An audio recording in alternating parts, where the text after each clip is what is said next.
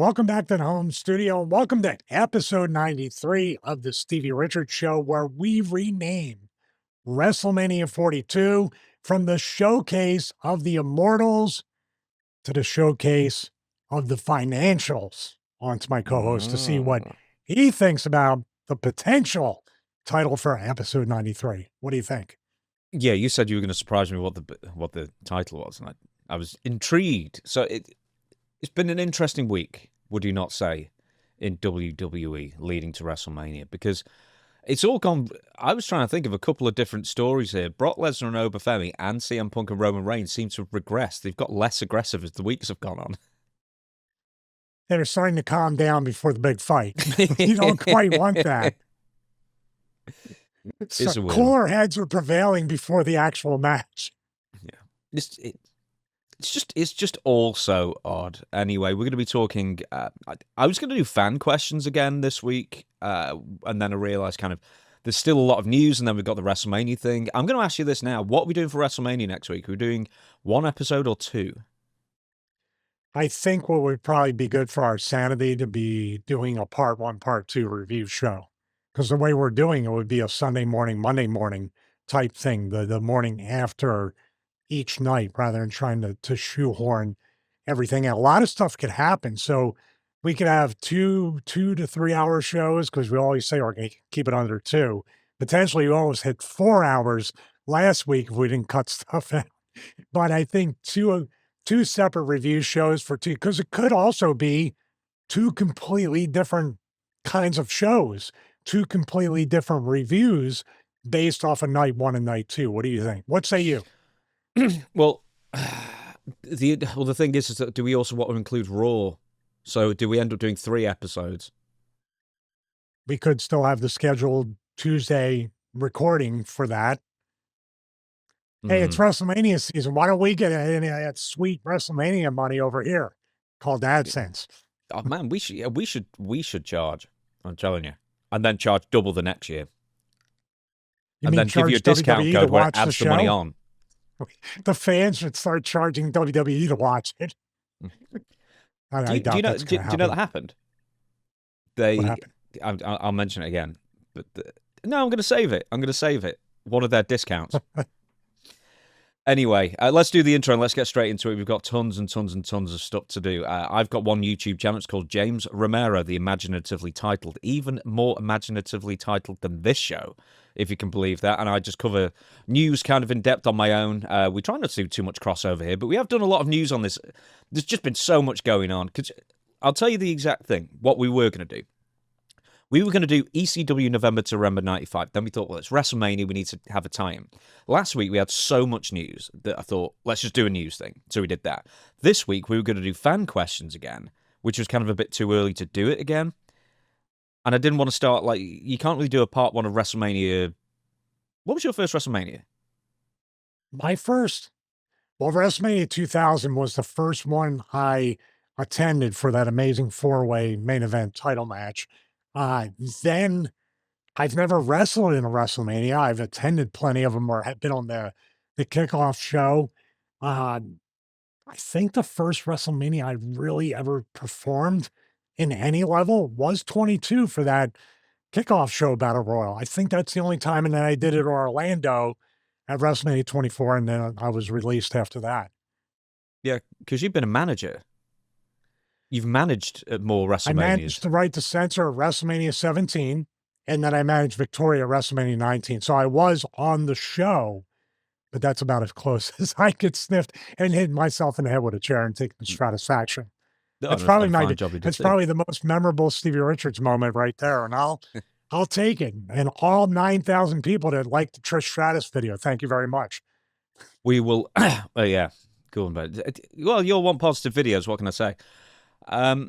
We will be probably doing a part 1 and part 2 of WrestleMania 19 at some point. I still want to do ECW November to November 95, but this week we're doing news again because there's once again so much out there we've got to talk about. And then next week, one more thing. Yes, we fall. I'm sorry to interrupt. We all this stuff has been mishmashed together, and now on WrestleMania week, which is people are watching and listening. This is also 1 day removed at the time of this recording from the 29th anniversary of ECW's first pay-per-view, Barely Legal that we could have covered if it wasn't WrestleMania season. We did though, didn't? I'm sure we did a two-parter on Barely Legal. Covered some of that. I don't remember. It all runs. I'm becoming like you right now. It seems like today is CTE. Every day for Because me is I CT. mixed up the, on the watch along for Patreon, which we'll talk about in a second. I actually mixed up the dates of the Bob Backlund title reign, title loss, Brett, all that stuff. I'm going to check about the Barely Legal thing, but while I'm checking on that, Stevie has the cameo, of course, the Stevie Richards cameo. Popular as is it popular as ever? I was going to say it's No, popular as ever. I mean, you always, no, it's of not. course, it is. It's cooling down. And you know what it is? I just like Patreon, which, we're really blessed and fortunate to have the community with that and the cameo request. But we understand the economy and everybody's, it's discretionary income to spend on those things. So yeah. But we try to offer everything here free as well that people can subscribe and click the bell to get notified. How annoying! WrestleMania 19, we've already done an episode on. I know we did one on 17 for that amazing set that needed to be cut by a fourth. Yeah, there was that one. Right, we did Barely Legal Part 1 and 2. That was 33 and 34. I guess I have. I'm picking up your traits of not remembering. It's all starting to run together. Yeah, we But did yes, I ECW appreciate One Night everybody on Stand. Cameo. Cameo is actually doing very well still. I'm very, very thankful for that. And of course, Patreon. Let everybody know at patreon.com/Stevie Richards what we watched this week and the choices we had between what we watched and didn't watch. It's funny, episode 18 has done 75,000 views. Locker Room BS. I don't remember that as a topic. I don't remember any of this as a topic. Guess what? I don't remember that either. There's one on Ravens. The Many Lies of Hulk Hogan full episode is 167,000. How have we ever got that much for a full episode? Well, guess what? We might have to do a part 2 based on what you said during the pre-show. Oh my god! Wait, he gave the Pat McAfee Sylvester Stallone face just right now. If you can get that, Chris. What was it? You what? I can't even, dude. I did you can't see even the trailer? recreate. No, I have not yet. We got to do a reaction to that. Oh man, yeah. So there were two things in it that was straight lies, straight off the bat. So like, we've got 4 hours of this. I am all over it. I'll be watching that. I'll probably be watching that 7 a.m. and just writing down notes. Wait a minute. So this is 4 hours all at once, or a 4-part series of 1 hour each? Thankfully, it's a 4-part series, but it's on a Wednesday when we record on a Tuesday. Well, we can watch it and then maybe do a special episode, or No, don't threaten me with a special episode. They do. You joke around and say no way, or I joke around and you say no way about 5 days a week of a live. We're heading in that territory at least this week. So, well, apart from the cameo, we've also got the Stevie Richards Show Patreon as well. And what did we watch last week, Stevie? Oh, what are you, smart ass watching my match? We watched the best the best nondescript get up and walk to the Phantom corner as the Moondogs are trying to hit you in the back during a cover and win the WWF Tag Team titles. Did I describe that correctly? That's about it, yeah.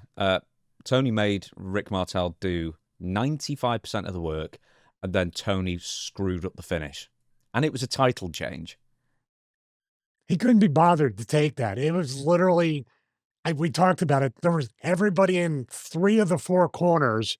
Tony Gurria off a cover gets up, and you can see the referees back here towards the hard cam, walks to a corner with absolutely nobody. And I think the Moondog, it was enough to pin him, but he grazed him with the dog bone, and ended up pinning him. And the only thing missing is you ever see the old school when someone's covering and on top, but not hooking the leg, and the babyface or heel is kicking the legs, but they're not getting the shoulder up? I was expecting that, but we didn't get the do-si-do or a sunset flip. None of that stuff. I was kind of disappointed. So what you're saying is you want to see more? Well, it appears that the people on Patreon want to see more. That was our most popular watch along to date. Okay, if you want to join the nearly 1,600 people who are currently signed up to Patreon and growing every single week, then go to or just search the Stevie Richards Show Patreon. It always comes up, or follow the link in the description of this video and every single video on the YouTube channel, and also on the podcast. I think the description or the link is there as well. And aside from the watch-alongs, we've got the show before the show, the pre-show that seems to get longer every week as well. We had to pause for a long time today because there was information out there that was not for public consumption, but boy was it juicy. How's that for a tease? Yeah, I guess we got to start a gossip channel based off of that. But I was going to say, I want to thank once again Tony Garea because we can talk about 2K26 and how doseydo@gmail.com signed up for an account with 2K Games. Excellent. What about Sunset Flip? Sunset Flip, that'll be the next data mining game that I sign up for will definitely be Sunset Flip or smartass@gmail.com, something like that. Yeah, I've got a Ric Flair email for that as well. All the crap just goes to Ric Flair at Gmail. We got to talk about him again today. I saw that in the show notes. But yeah, we have a lot of news to talk about. I actually enjoyed doing this and go back and forth and staying current. And one of our favorite people lately to talk about is Pat McAfee, the new Sylvester Stallone of our age, of our era. So, Pat McAfee. All right, then. I'm presuming you watched all of this. I didn't send you this video. I presume you watched it. Did you? Yes. Good. Thank goodness. I should have asked before we started recording. Did you watch the preamble beforehand as well, with Cody and Jelly Roll? And the first thing that was established for me was you can't touch Cody Rhodes. This is from Nick Aldis. Comes from above. You can't do anything. You can't touch Pat McAfee. Why? Is that what Cody asked, or is that what we're asking? Because I was about to ask that. Why? Well, what would happen if you did? I don't know. I mean, Jelly Roll's okay. He shoved Nick Aldis. He doesn't seem to be getting suspended anytime soon. But yeah, I saw Jelly Roll and Pat McAfee, which I never thought I'd say in the same sentence, talking about their, WrestleMania stuff and everything with Nick Aldis coming in. I saw the Randy Orton stuff. Now Pat McAfee is totally leaning into the Randy, type thing to try to get heat, but I don't know if it's the type of heat he wants. And I would right off the bat give Pat McAfee. I appreciate the energy and the drive to try to become hated to the point of what would you say, go away heat, quiet heat, not white heat, where they legitimately want to kill you like Memphis, but just like, whatever heat. It's so over the top in the Jelly Roll promo where he's doing the sunglasses up, which, like you said, are way too big for his head, and just so forcibly trying to be a bad dude, a bad person, a D-bag, as you would say, or something like that. And it's just, it's I keep using a radio DJ on an indie show heel type thing, but that's what it is. It feels like if I told a kid in my neighborhood to make pretend to be a bad guy in wrestling, that's what this feels like. Is the sunglasses thing a complete throwback to the 90s? Because that's what everyone would do. No. Go further back. The sunglass thing is the Memphis wrestling babyface from the 80s that all of a sudden turns, the manager that says, hey, come with me. You can have all the riches and all the money and all the cars and the women. And the person doesn't change their outfit, doesn't change. They might put a suit on, but they don't change nothing about themselves but the sunglasses. And there is a bit of psychology back in the day, because I remember people explaining to me, there's nothing that gets more heat than someone wearing sunglasses indoors. That's the basis of it, right? And people still have that visceral thing. Like whenever I watch Tim Dillon's podcast, even though he's funny or whatever, he has some good points, I still can't get past, and my wife says it too, is like, why is this idiot wearing sunglasses indoors? Some people, fellow wrestlers, will wear the sunglasses to read the cameo scripts. We'll get to that later. God, there's something. I was thinking about this. You know who the most uncomfortable person wearing sunglasses as a wrestler was? Steve McMichael, because they didn't suit him. It didn't go with the outfit, and he always walked in such an uncomfortable way. Like a really stiff way as he walked down to the ring with the sunglasses. he's got the Steve McMichael energy with the Yeah, sunglasses, but I Stephen think. Michaels were too small for him, so they should switch sunglasses and everybody be okay. So, the other thing was after Jelly Roll shoved Nick Aldis, Jelly Roll went, "Well, I don't work here." Well, you could have fooled me. You're here constantly. You could do some sweeping up or something. Make yourself useful. I I I contend Jelly Roll in the match that he had before, that was a tag match as well. He did very well for what it was, very limited. I'm very interested to see. I know he's training. I know he continues to lose weight. I wonder what it's going to look like. Oh, we need to right now, right off the bat. This is the James Romero told you so segment that's probably going to come around an awful lot. You predicted the main event or one of the matches at Backlash will be that tag match. Yeah, and then 2 days later they kind of said, "Well, it's aiming for this." So I don't know if people are just copying. I'm not saying they are because WWE hasn't announced it, but I was worried that someone was thinking, listening to me and saying I was reporting it when I wasn't. When I made it very clear that I was clearly guessing. But it's obvious, isn't it?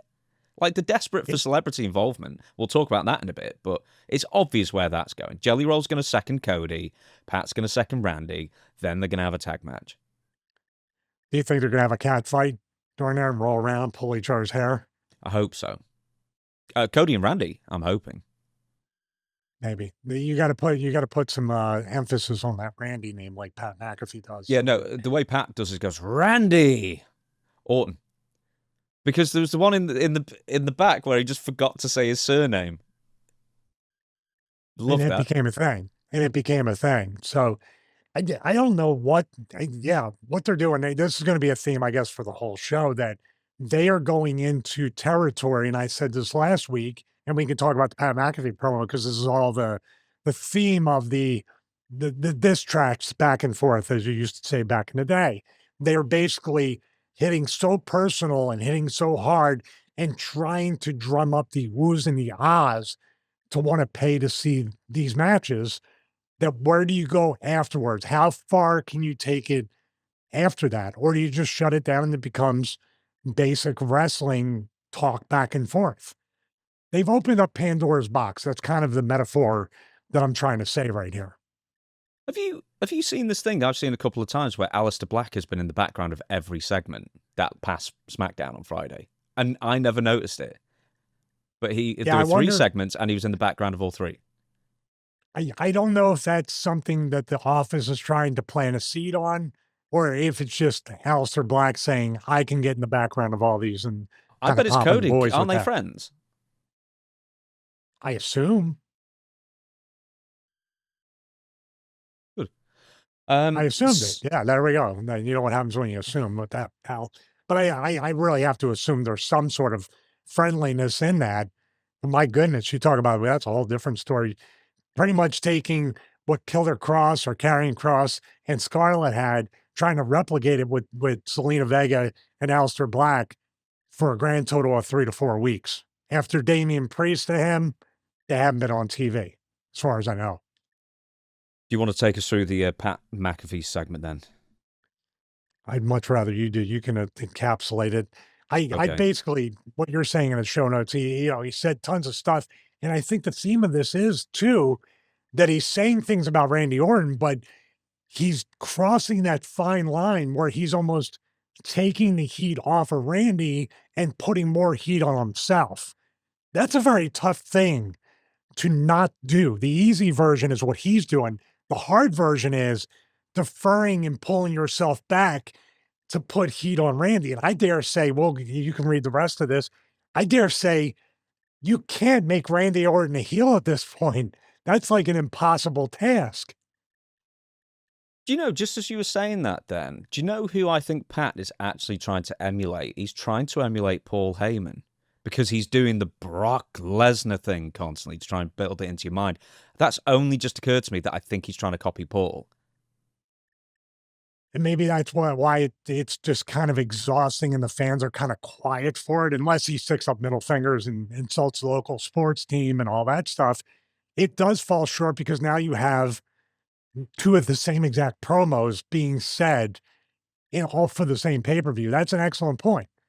There's a told you so segment again. Yeah.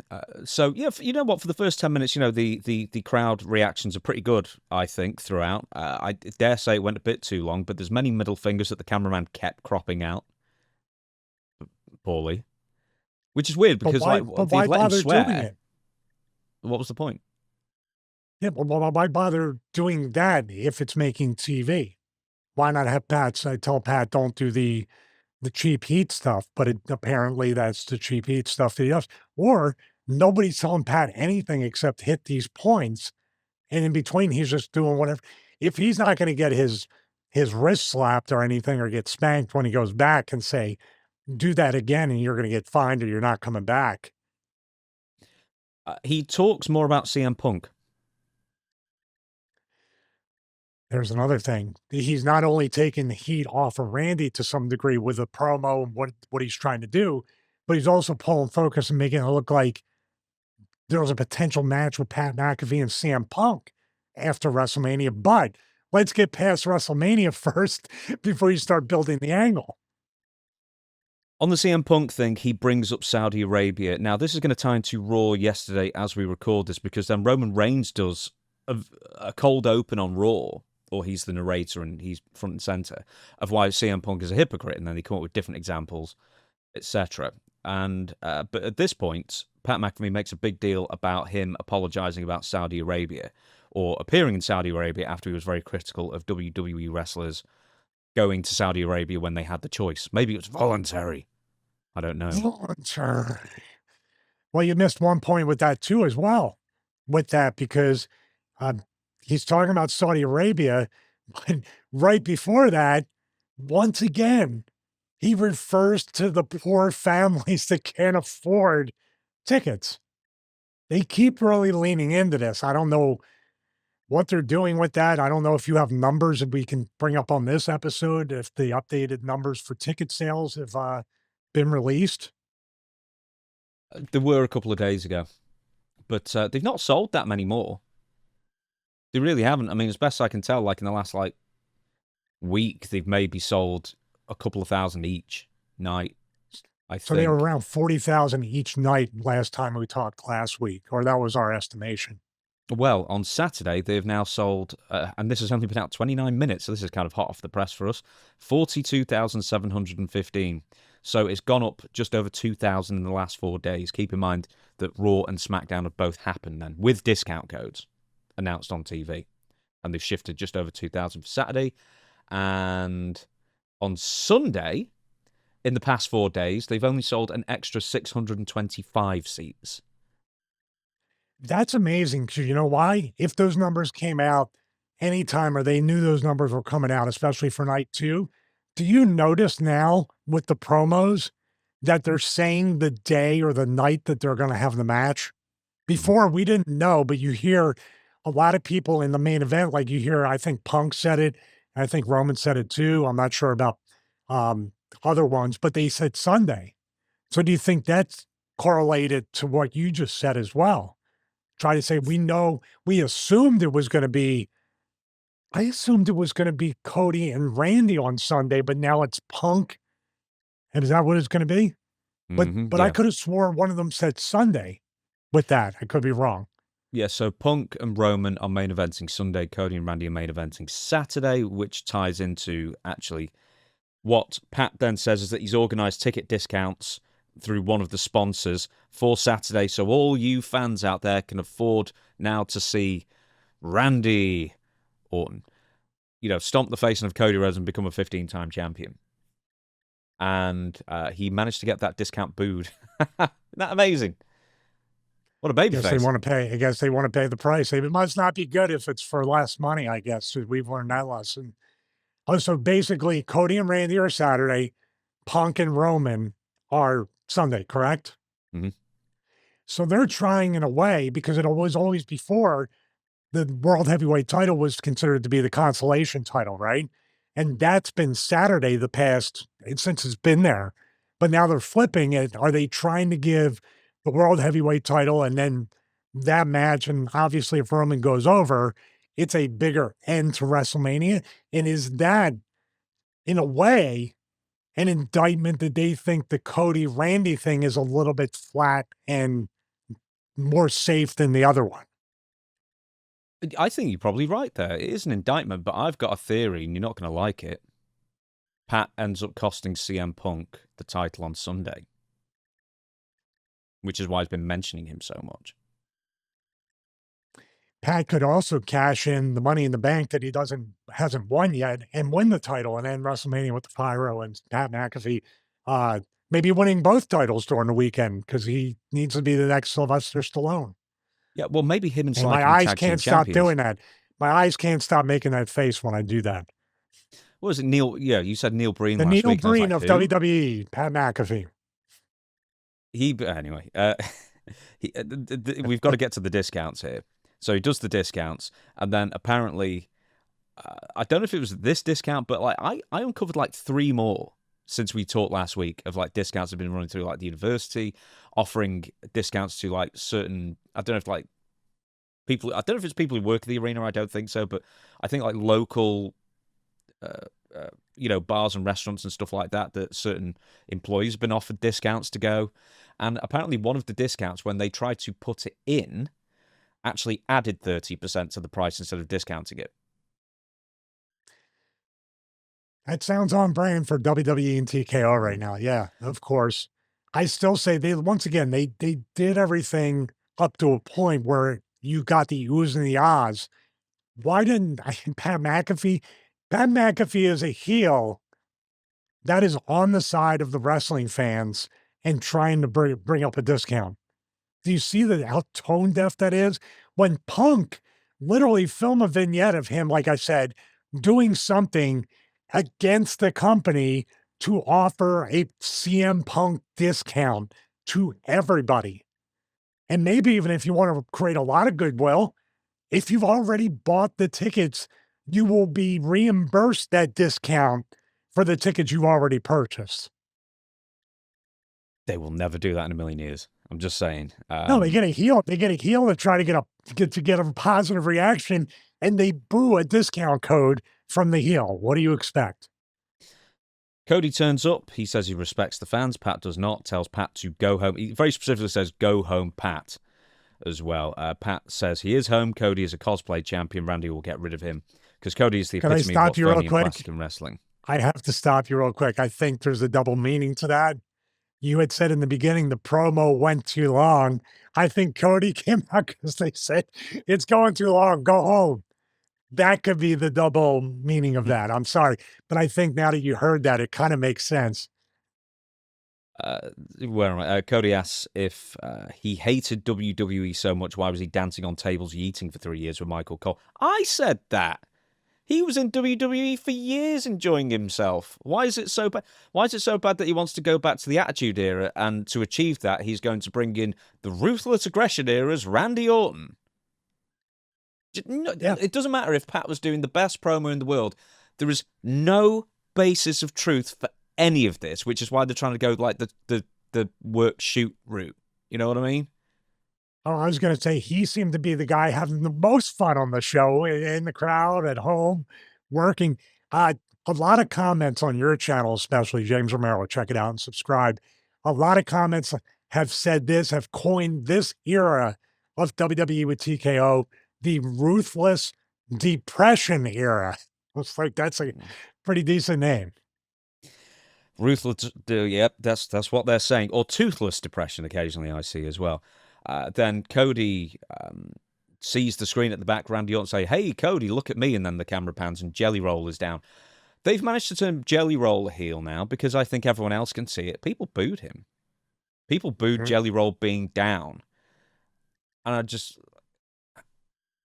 you must realize that this whole celebrity thing is you're going down the wrong road here, guys. You know you're going down the wrong road. And I bet WWE kind of knows it as well, and they can't do anything about it. Well, here's the thing with that, because there have been people that have pushed back about this saying, hey, we've always had celebrities at WrestleMania. It's always been a celebrity heavy event, or events now that it's 2 nights. But that's where people like, say, Chuck Norris, who recently passed away, rest in peace.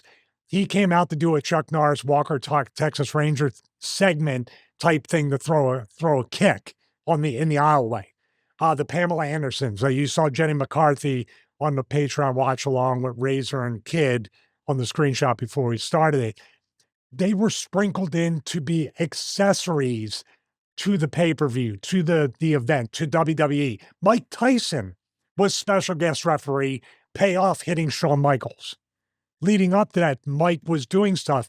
Now, let's put it this way, too. Even Lawrence Taylor with Bam Bam Bigelow. What if there were 4 celebrity matches on WrestleMania 11 that included Lawrence Taylor? I'm just saying, Logan Paul used to be a special attraction celebrity.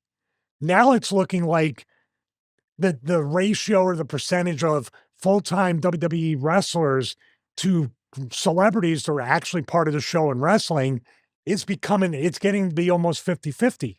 It's not there yet, but do you see what I mean? There's nothing special about the celebrities showing up anymore. They used to accessorize the product. Now the celebrities are the product, and the wrestlers are becoming the accessory to the celebrities. I'm glad you said. I'm just going to add this in before we get to that. Fightful Select suggested that WWE talent has said or been told there are no restrictions to whatever they say about Pat McAfee. So basically, it's fair game is what they're considering. But at some point, I think I'd love to know, because you can't even trust because it's all going to be on WWE Unreal, and you can't even trust what is going to be on that because that's all a complete work as well. But I would, do you remember a couple of years ago when they did that documentary on the build to WrestleMania 40, and they tried to make it out like there was no chaos, it was all carefully orchestrated, when anybody with any knowledge whatsoever what was going on in the back knew that it was, day to day, everything was up in the air and trying to make the best out of a situation that a TKO board member, The Rock himself, kind of engineered. And thankfully, at least that year, it worked out. Now we're on 2 years where it's not worked out. They got very, very lucky at WrestleMania 40, but when you go in hindsight after the fact and it's a mockumentary. It's not even a documentary. It's almost like a parody where you just say, I meant to do that. Everybody meant to do this when nobody, you meant to not have a state. You meant to actually whisper in Cody's ear that you're literally just taking a spot and you're going to wrestle your cousin Roman Reigns at WrestleMania. You knew there's going to be a bunch of backlash. You knew it was going to be a very fluid situation and nobody knew anything. And you knew in the end it would all work out perfectly according to your plan. Okay. I mean, keep telling yourself that you got lucky. And now 2 years later, the luck has really, really run out in Las Vegas, no less. What's the irony with that? So, hey, well, they didn't build Las Vegas on winners. What can I tell you? Let's get to the celebrity involvement then, which we kind of already have as well. But I've seen quite a few videos of people just getting sick of the celebrity thing with WrestleMania this year because it's just more forced. It's more, I don't know if more just people just know what's going on in the background. They know that this was a favor hire and the TV's kind of being upended due to another TKO board member because he happens to be the agent of Pat McAfee, who also is the agent still of Larry David, would you believe, Ari Emanuel, and Seth MacFarlane. Well, the problem is that what they're improving, to use a Curb Your Enthusiasm type method, it might work here and there, but they are going way too off the rails with this. It's weird how Ari, at this point, didn't he manage like a ton of people? Well, Yeah. including The Rock. Didn't he manage him? It wasn't he. I don't know if he was WME or whatever. I've no interest in this celebrity agent thing. CAA, wasn't it? The bigger one in Hollywood. CAA, wasn't that where? Yeah. Yeah. So obviously there have been some great celebrities in the past. Lawrence Taylor, Floyd Mayweather, arguable, I guess. Some people didn't like Floyd Mayweather. I thought he did a good job. Cyndi Lauper, Muhammad Ali, Mr. T, Mike Tyson, Donald Trump even, because you can't argue with the success of that that WrestleMania at all. And then we've kind of had some horrendous ones. Snooki, Marina Menounos, that kid from Home Improvement who's also at WrestleMania 11. So if you want to watch the Patreon. Jonathan Taylor. Yeah, Jonathan Taylor Thomas. He beat Bob Backlund at chess. Exactly. Pee Wee Herman, too. Let's not forget about him. Oh, yeah, there's some absolutely horrendous ones that have been on. Anyway, this year, every celebrity involvement, would I be right in saying it feels so forced upon us all? And unlike most celebrity appearances, they've all been on TV for weeks leading up to the show as well. So doesn't that take away some of the specialness? Yeah, and that's what I was saying. These celebrities feel more like full-time wrestlers than the actual people on the main roster. Therefore, you take the mystique out of it. It's not an accessory. It feels like the celebrities are on the road to WrestleMania, and everybody else is like, I can't wait to be on that Battle Royal kickoff show. That's on SmackDown, actually, probably, right? Not even Hmm. on the pay-per-view.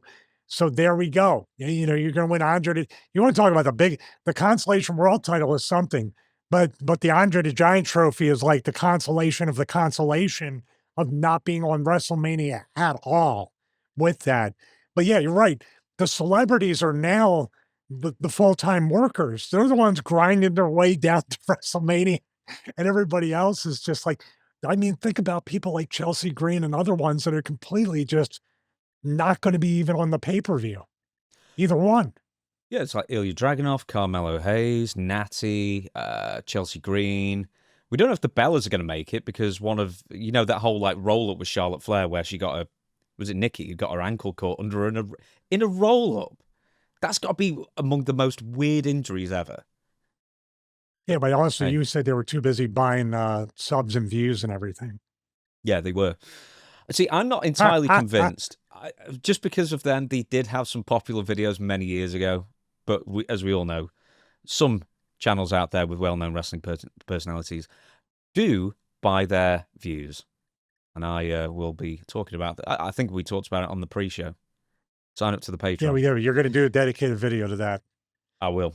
Going back to what I said before, Jelly Roll was booed on Friday because he's just been too wedged in. Like, he had a singles match. Here's the other thing. He had a singles match 2 weeks ago, or less than that, with Kit Wilson. You've already seen him wrestle. He's not a special attraction anymore. He's been on the show every week. Yep. Use my jumping Jeff Farmer. Yep. I would I would actually be more interested in I did watch actually Motley Cruz versus Jumping Jeff Farmer, and it was incredible. I wanted to do that for the watch along. I'll put a pin in that maybe next week. Yep. I show speed. Have you got an issue with him being... Because he's the only celebrity actually in a match as a participant. Any issues with him being a part of it? I don't know. I mean, I see the numbers that I Show Speed does. I see past stuff he did. I'm still convinced that Braun Breaker may return and spear him again, just like he did at the Rumble. But yeah, this is something I don't know. It all meshes together. You're asking me to say, what do I think about I Show Speed, Jelly Roll, Pat McAfee? We're going to get the Lil Yachty next. Like I said, nothing is special. You have all these special attraction celebrities that aren't special attractions because they're on so many spots on TV and now WrestleMania and probably Backlash. Where's the uniqueness in all this? Besides, here's another celebrity. I just want Jeremy Piven to come back for Summerfest. And Pee Wee Herman. I require. Oh, no, I he's dead, require. isn't he? Who's that? He is dead, isn't he? Who's that? Pee Wee Herman. Yes, he is. I Yes. got that right. I have guessed a couple wrestlers that have not died that I said rest in peace. Didn't we cut that out once, and then you insisted it would be made into a short? I did insist would be made into an eventual short Mm. because your reaction, you F-bombed me on it. I went, rest in peace to so-and-so because we were talking about him. And I was like, yeah, by the way, rest in peace. Very somber, very like, and you had, he's effing alive. And I went, what? He's still training people. Should we say who it was? No, we're saving for the short. Oh, okay then. Save it for the short. Find it. Yeah. The other thing with celebrities this year is, if you talk about Mr. T, that's at his peak, he was a worldwide, global, like pop culture phenomenon. Cyndi Lauper, Mike Tyson, etc.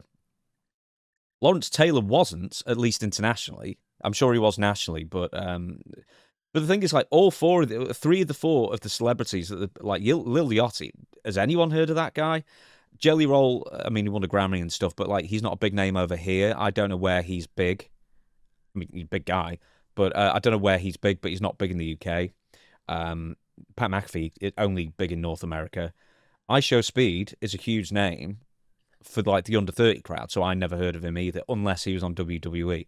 So I kind of feel like, I don't know. I mean, should WWE actually not really care that much about the international crowd on this?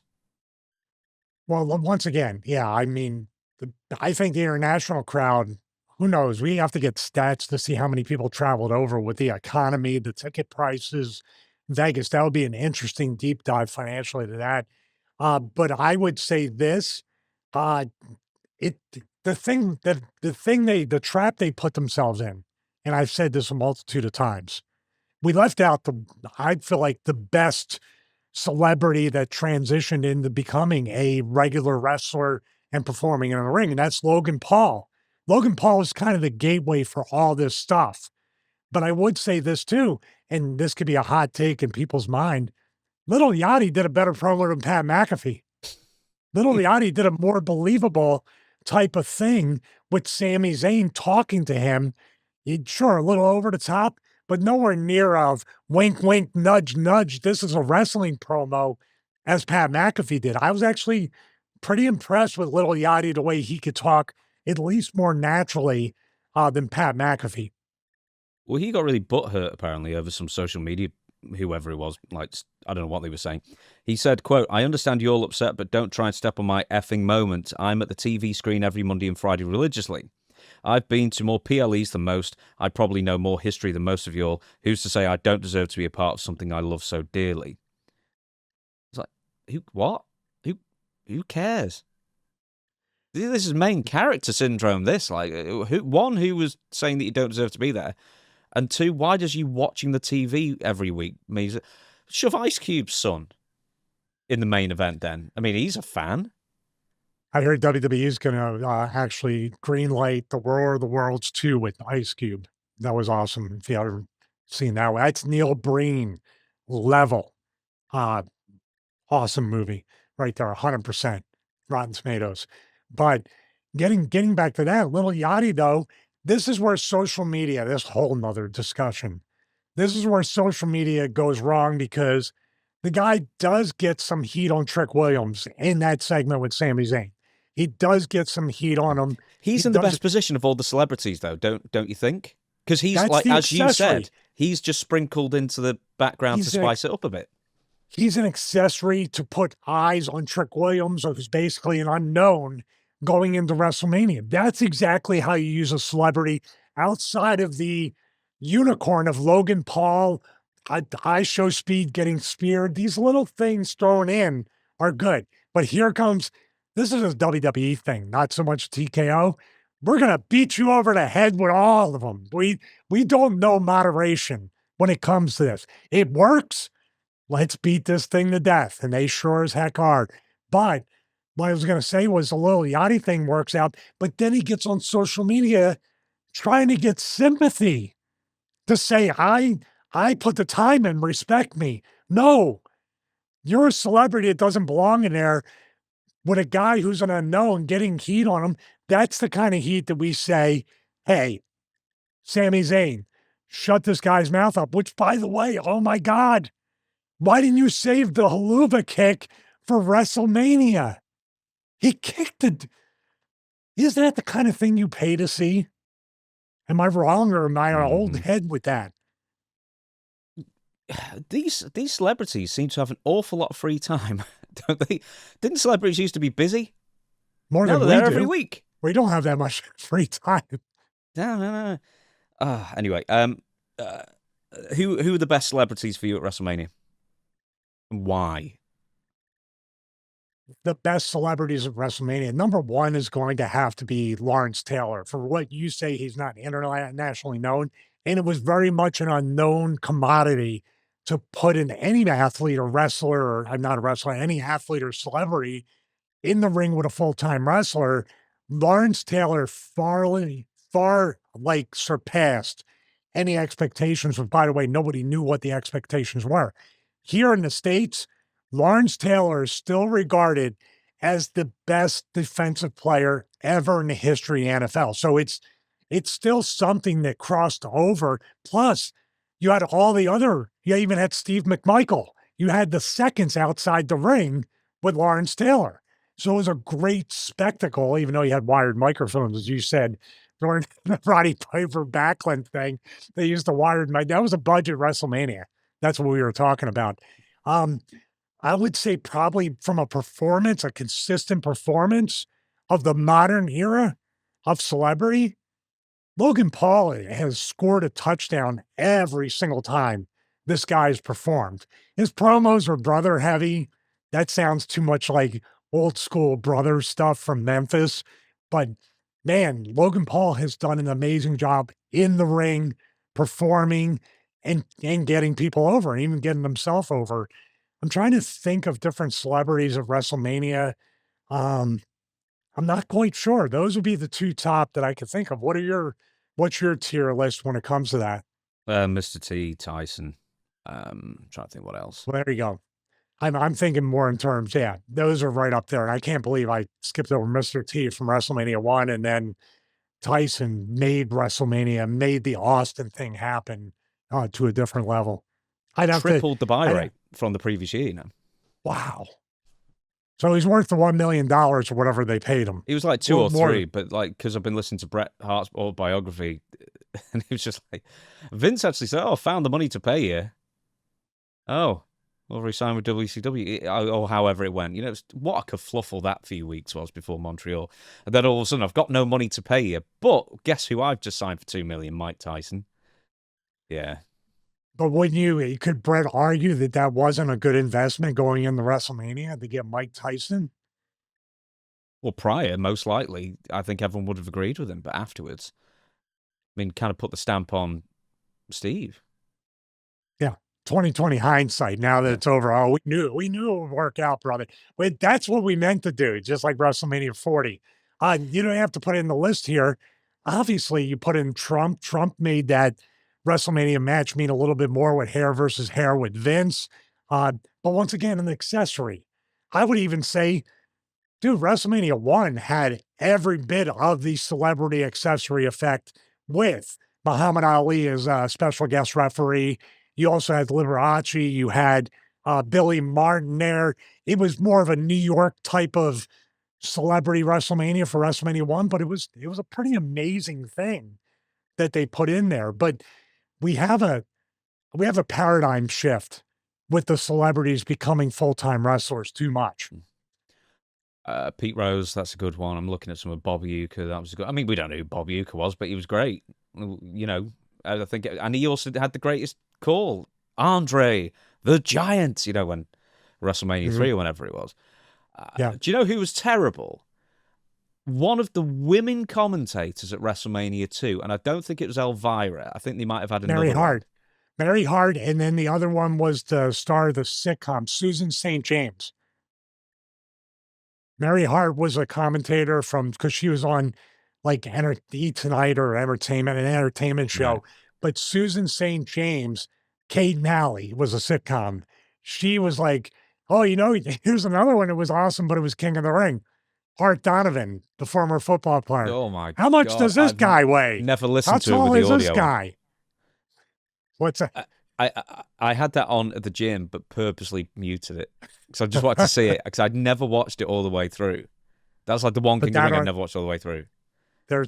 I think also the fact that man, there's so many. Floyd Mayweather would be considered to be one. I think him and Big Show at WrestleMania 24 in Orlando had a hell of a build up to that with the boxing match.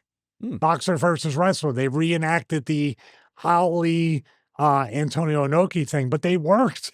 I mean, they did great stuff in that match. Yeah, I liked the month before where he actually broke his nose. Because Big Show was probably like, make it look good. All right. Made it look great. Then after that, Paul said, make it look bad every single time. Make it look as fake as you can. That was my go-to after things like that. We've talked about this before, I think, on the show. I mean, neither of us can remember. We've done so many now. But celebrities who go in and do good, like Bad Bunny, Logan Paul especially, Pat McAfee, I'm sure there are a couple more, don't they just make, unintendedly so, the rest of wrestlers look bad? Because you kind of think, oh, well, anyone can do it. 6 weeks of training. off you go, and you're as good as the wrestlers. You're doing all the moves, and you're going 50-50. Absolutely. I couldn't agree more. As a matter of fact, in these promos, not these that we're watching, but I think we're going to touch on that if we haven't already.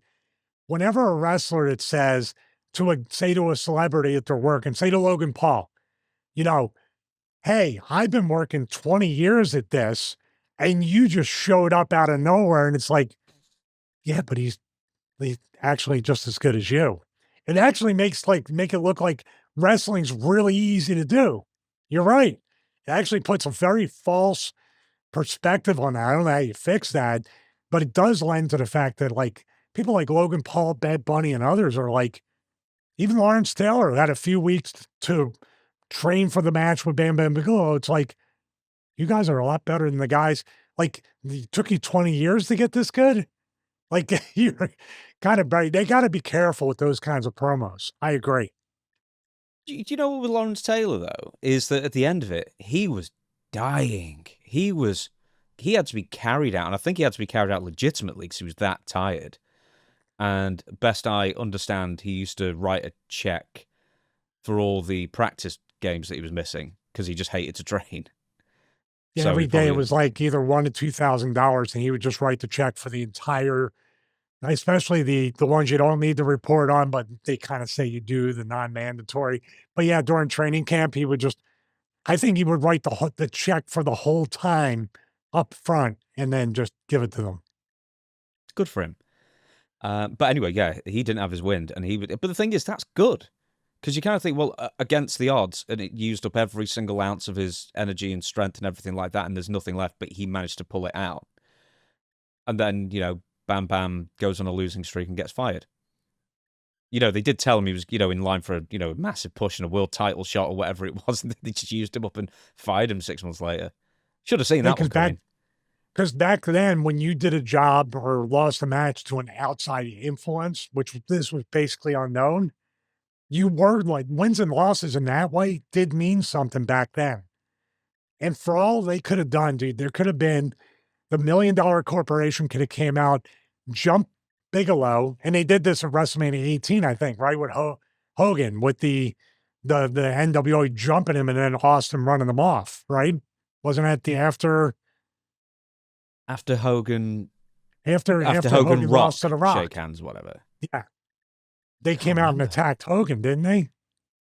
Or was that at the Did Monday they after? try to, and then The Rock and Hogan team up and get rid of them? Yes, I think Yeah. something like that. What I'm saying is like, if the $1 Million Corporation jumped Bigelow, then Lawrence Taylor helps. He didn't have any gas. He probably couldn't get up to help, but tried to fend them off. Then we got a tag match at SummerSlam with Taylor and Bigelow teaming up. There's your mega push, right? The loss gets erased. Now we have a major tag team match for SummerSlam. And I think they designed this to. I'm sorry. I think they designed this to use up Bigelow and then chew him up, spit him out, and release him. Oh yeah. Well, we've got a major tag match once again. It's going to be Cody. What we're thinking anyway is going to be Cody and Jelly versus Randy and Pat. And all four of those people, Randy the least, have been booed. So I don't know how they've managed to make a main event where every single person in it has been jeered for one reason or another. Because Randy has been, but for the most part, he's really popular still. Cody, I think that's been building for a while, and they just like Randy more. Pat has been booed because everyone just thinks he doesn't belong there whatsoever. And Jelly Roll, because I just think it was a novelty once, but if he's going to continue doing it, he's not in the same level of celebrity wrestlers Pat McAfee or anybody else I mentioned. Yeah, Jelly Roll needs to go to Rip Rogers. That's what Pat McAfee did in the beginning, and Rip built up a good foundation. There's something to be said, and you can tell with these celebrity matches. I'll get to your point answer in a second.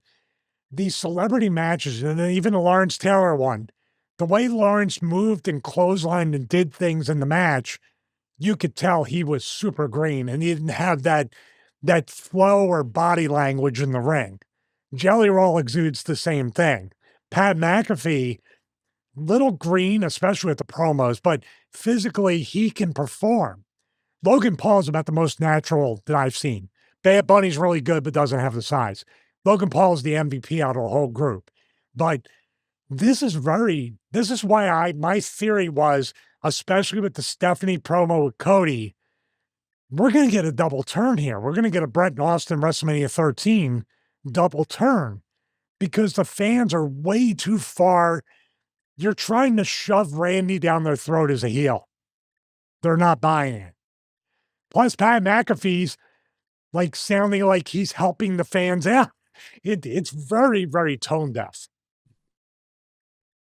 I think that's pretty much it, really. Let's move on to Raw. There are a couple of things we have to talk about here, and Brock Lesnar and Oba Femi. So there were two separate segments because apparently they couldn't be together in the same ring because they keep attacking each other, of course, and Oba's always getting the best of it, like three or 4 weeks in a row at this point now.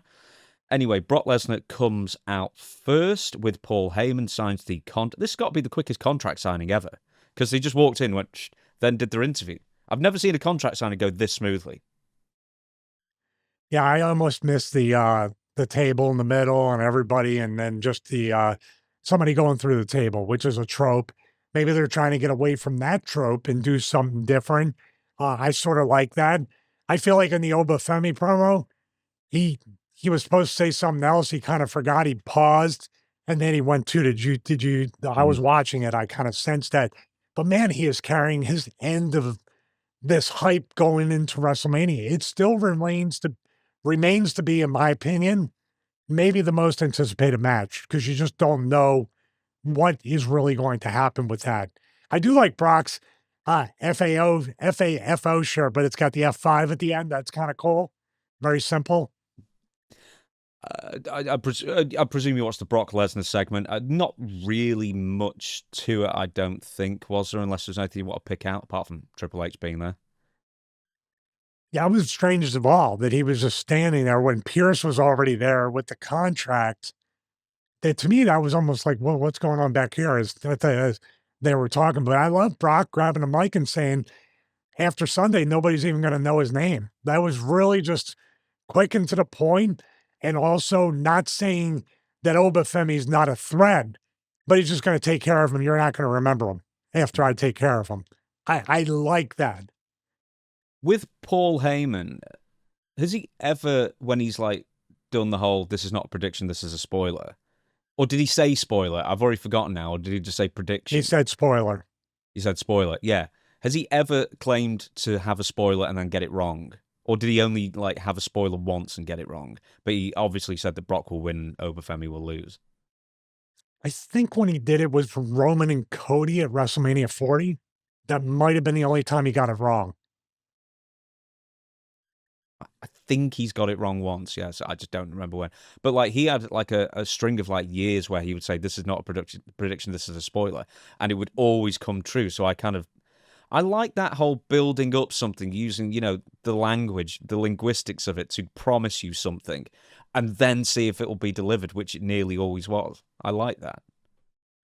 Yeah, but this would be a time where it'd be the second exception of that. I think Oba Femi should go over. And I think it seems like Brock has handpicked him to do business with. And it really feels like, you usually have this thing like Oba got over on him. So now they kept it apart. The one thing in the promo, I don't know if he said it. I think they should have really addressed that elephant in the room about contract signings that everybody's used to.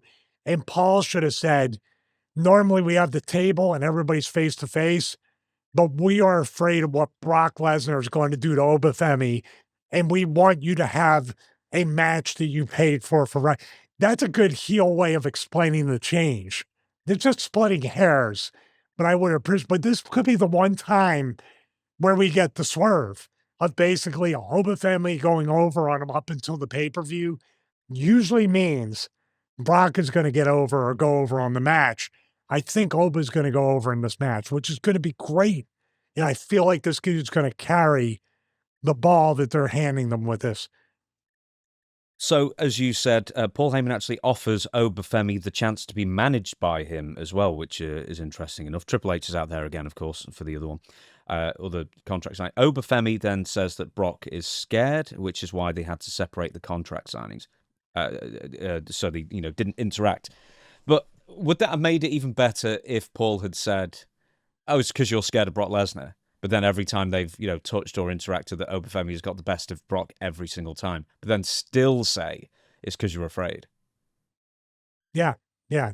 He can even say you might have got over him a couple times. You might have got lucky, but now you're really scared because you know the real beast is going to show up at WrestleMania. Also, I would say if Oba Femi, he said he's scared, which I'm like, I, you need to touch it up a little bit. What I thought, and like once again, 2020 hindsight, the promo was really good. So don't get me wrong. But I would be like, I know you're not scared. I know you're the former UFC champion. You're probably the best combat fighter that I've ever seen in WWE up until now. But I know you're not scared, but you don't have to be scared. You just have that little seed of doubt because of the weeks and weeks that I got the better of you. You're not scared. I know you're going to show up at WrestleMania, but you doubt. The first time I've seen in your eyes, that doubt that you just don't know what you're up against. Doesn't it kind of still put him over? But Oba Femi saying, you've never seen anybody like me. Just a little bit of me playing the booker. Do I was do like you Shawn like his Michaels, kind of delivery? like, I didn't know. I'm just saying. Yeah, make And it a that's tag. Raven. Yeah, make it a tag at Backlash. Yeah, what celebrities have we not booked yet? Did you like his delivery? Because when I was watching, it's like, he means everything he says. The crowd were really on his side and stuff. The first thing I thought, though, was he said his first line and the crowd cheered and he didn't stop to acknowledge the cheer. He kind of like barreled through it. So I guess my theory was he was nervous and just trying to remember everything, I guess. Well, there also could be an edict of not, especially with the what chance lately, there could be an edict of go through the promo, talk, and make sure this is where you're going to pause towards the end. And he wasn't nervous, but sure he was nervous. I would be. Everybody, no matter what experience you have, you do get nervous. It's a great feeling to have because you want to do good. But with Obafemi, I thought at the end he may have forgotten something or may have said, how much do I pause? And that was a little bit off. But I think he was trying to be more conversational with that. And with the what chance, he probably was a little bit like, man, I just need to get through this because if I pause, they could say what? And then I'm complete. What usually means we don't care what you're saying. So he wanted to kind of get through that. But I'm telling you right now, Obafemi, the people love you. He's in a really good spot. It's interesting, isn't it? Because I wasn't sure if the fans would kind of get sick of him after a few weeks or a couple of months or whatever. And they're not. They're just building and building and building. So with that being said, you know how WWE just loves to beat the good guy again and again and again and again until they finally get that win, or they used to anyway. Do you think they're going to try and like fall back on old ways here, or do you think they're going to do the Ultimate Warrior thing? They're just going to the Yokozuna thing, which I think is a better example. Just debut him, make him look great, smash him over, and he's not going for a title straight away, but kind of the same thing. He's going to be. It's better than a title. Is beating Brock Lesnar clean. And also, how do you think the match is going to go? Do you think it's going to be a Brock Lesnar, John Cena kind of domination, but the other way around? Oh, that's a great question. I was going to put one more name in there because there is a match related to Brock where there was a flash win, and that's Goldberg. When Goldberg was a Survivor Series, just squashed Brock, and basically I can see Oba Femi running through him, and I can also see a really great big man versus big man 50-50 match that people will stay interested in. I know they're not going to go 20. I think it's going to be a good 6, 8, 10 minute at the most, where it's going to be maybe greatest hits, where maybe Brock F5s him and Obafemi kicks out, where WrestleMania, where finishes should be kicked out of very much at the very most at WrestleMania. I feel like there could be, this is just me thinking about it, to make Obafemi in the match and also get him over at the same time as far as winning the match. I think Brock does go and start suplex city in him, start giving him the suplexes, look like he's going to run through him, and Obafemi kicks out, and Obafemi comes back from that. if they can do it in a creative way, you want to talk about strapping a rocket to the guy, having him take Brock's best shots, kick out of the finish, and then go over. There's no bigger stamp of approval within one match that a guy could get. He's going You to know be what on they the could do opening. too, Yes. just off of that? I'm sorry. Since you now have certain things, fluidity happening, and you got the whole thing. I don't know who Paul's even managing. Is he still managing the Vision guys now that Yeah. Seth is a babyface? Yeah. But he might be Can managing Gunther or not, because Gunther is kind of working as an agent for Paul Heyman to go after Seth Rollins. But really, that's all just, like last minute a thing. mercenary type thing? Yeah, it's almost like a hired gun kind of thing to go after Seth Rollins because he's got no one else. Just a little bit of fantasy booking because Brock is also somebody that people do not want to boo. They do not want to boo Brock. What if Brock loses after hitting Oba Femi with everything at WrestleMania? He loses, and then we have the situation like I talked about with Bigelow. The entire Vision and maybe even Gunther attack Brock. And now we can get the Brock Gunther match eventually at SummerSlam, but they attack him and Brock turns babyface. ESPN is going to be the first show, so it's going to be simulcast. So this is going to be on Sunday as well. So this is going to be a lot of eyeballs on this match. It's going to be the most eyeballs is going to be on this match, in fact. So a big old Wait a deal. minute, is this ESPN's, is this a subscription paywall or just on ESPN? No, so what ESPN is doing is I think they're simulcasting the first hour, and then everything else you have to go behind the paywall. Or, the over-the-top streaming ESPN Plus, whatever it's called. Wow. So they're doing basically free in a way, if you have a subscription to cable or that, they're doing a free preview for the first hour of the pay-per-view. Essentially, yeah. They're doing the free 10 minutes for the Blue Movie channel before it goes, before it pixelates and you can't watch it anymore. The scan lines come up. Okay, so just before we started recording, you watched all of the CM Punk and Roman Reigns segments from Raw, not just the main event, how would you call it, promo battle or whatever it might be, duologue, but also the Raw Cold Open. We'll start with the Raw Cold Open first, and it's interesting because, apart from the end promo was one thing, but last week, all CM Punk was doing was trying to tear Roman Reigns down. And then in the Cold Open, Roman Reigns was doing nothing but tear CM Punk down as far as him personally. And I'm wondering about that because, they did some sort of in-character stuff, and then they had Pat McAfee talk about the Saudi Arabia thing, which is definitely a real bone of contention with some people with CM Punk and, him being a hypocrite. What did you make of the Cold Open and its message? Well, you get to a point like this where the title is right up there with the personal differences. So this is very much a blood feud, as we say in wrestling throughout the years. But now the World Heavyweight title is at the center of it as well. You're taking personal pot shots at each other, making it the oohs and the ahs and the truths and shooting on somebody for, the whole Saudi. Now, the thing with Roman is Roman said things and said basically, for lack of a better way of putting it, I went away to give you an opportunity to have some relevancy. I let you have your title while I was gone. Is that kind of the inference from Roman Reigns?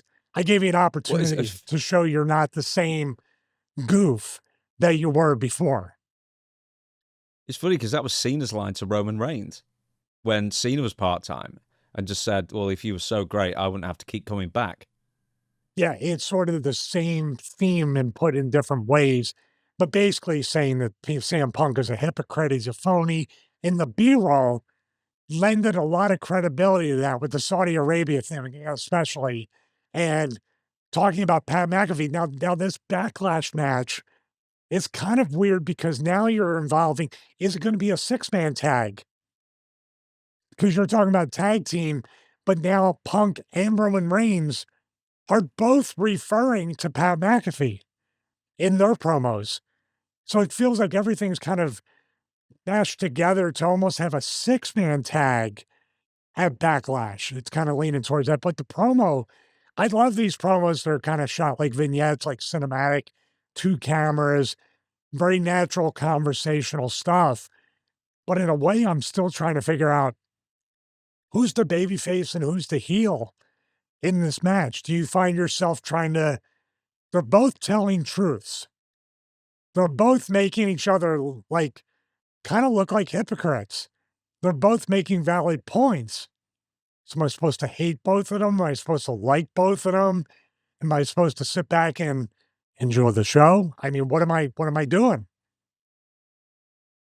Have you ever been really into a feud where you say, well, that guy's a hypocrite, but that guy's a hypocrite as well? I can't wait till they fight. Hey, you're a hypocrite and you're a hypocrite. You're going to have the main event title match that nobody may care about, or people might just sit there and watch. The anticipation or the interest, the intrigue of this match could be people watching it. Are they going to do yay boo? Are they going to do boo boo? Like they start hitting back and forth. Are they going to boo both? Is this going to be a Goldberg, Brock Lesnar, WrestleMania 20 type situation? I don't think it's going to be that, but I think it's going to be 50-50. What I meant was, are they going to chant? Are they going to chant certain heckling chants at both of them? Are they going to cheer for both of them? Is it going to be very, very much a gray area with the fans? Or are they going to just appreciate the match for what it is? Do you know, I've got a question for you. When was the last major match where it was just built as, this is the champion, this is the number one contender, they've never wrestled before in a singles match? I think Punk and Roman have. But they've never wrestled each other in a big singles match like this, if nothing else, at WrestleMania, no less, the biggest show of them all. Let's see what happens. And then kind of let that be the entire story. Do you think that would work in this day and age, or do you always have to kind of manufacture extra reasons, like with the Pat McAfee things, like whether it makes sense or not?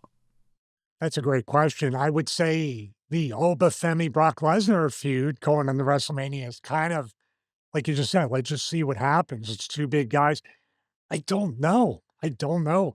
The closest thing I think, I can't really remember, but the closest thing I think to the sports-based, let's see what happens and who wins, just off the top of my head, there could be 20 different better, references, but the WrestleMania 4 tournament going for the world title. That was like, let's just see who wins. We have all these guys in here. We have all these kind of intriguing matchups leading up to the finals. And let's see. And obviously, we had the $1 Million Man who came off of buying the world title from Andre off the Saturday Night's Main Event with the twins, right? We have that as a story, but it wasn't a personal issue between, say, DiBiase and Savage. It wasn't, there were some personal issues sprinkled into it, but they didn't lead up to it. The tournament was a sports-based, finish-based tournament that I could think of. But man, can you think of any? I'm sure there have been, but where all the intrigue is we've never seen these two wrestle before, what will happen? You know what? Here's the thing is that happens a lot in sports, and it works. The best one, now that I thought about it, but there were a little bit of is he going to be the bad guy, or is he going Warrior versus Hogan, WrestleMania 6? That was the 2 baby faces. Let's get in there. They both have their own truths. People love both of them. Let's just see what happens. That's probably the most prominent, maybe match in history, where it's let's just see what happens. So we've got through the cold open. I'll make a couple of things here where Punk says, I have nothing to do with the Shield. Of course, he brought them all in. He didn't surround himself with wise men. He did twice. He's not here to make friends. He's here to make money. And then there were loads of photos with him making friends and having a lovely time. And then Pat McAfee, we both missed this last week when he called him Pat McAfee. Well, I didn't miss it, but I was just like, what are people really going to stick to that? The MAGA fee for MAGA, Yeah. Well, yeah, because Pat made reference of it, and then they replayed it on Raw as well. So apparently that was a massive sticking point with them. I'd completely missed it. And they kept it in the Roman Reigns cold open B-roll. Yeah.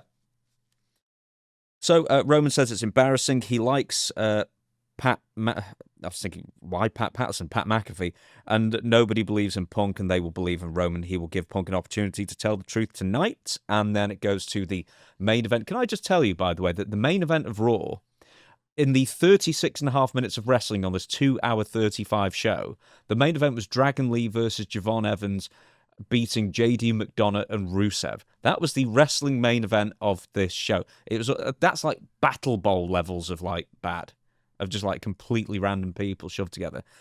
CM Punk, I think Roman Reigns comes out first, acknowledge me. CM Punk then comes out through the crowd, stands on the table, says he hates Roman Reigns because he envies Roman Reigns because everything was handed to him.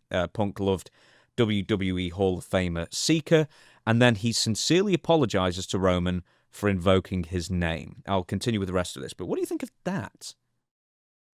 That could have been something that wasn't really cleared, and he apologized to him backstage and apologized.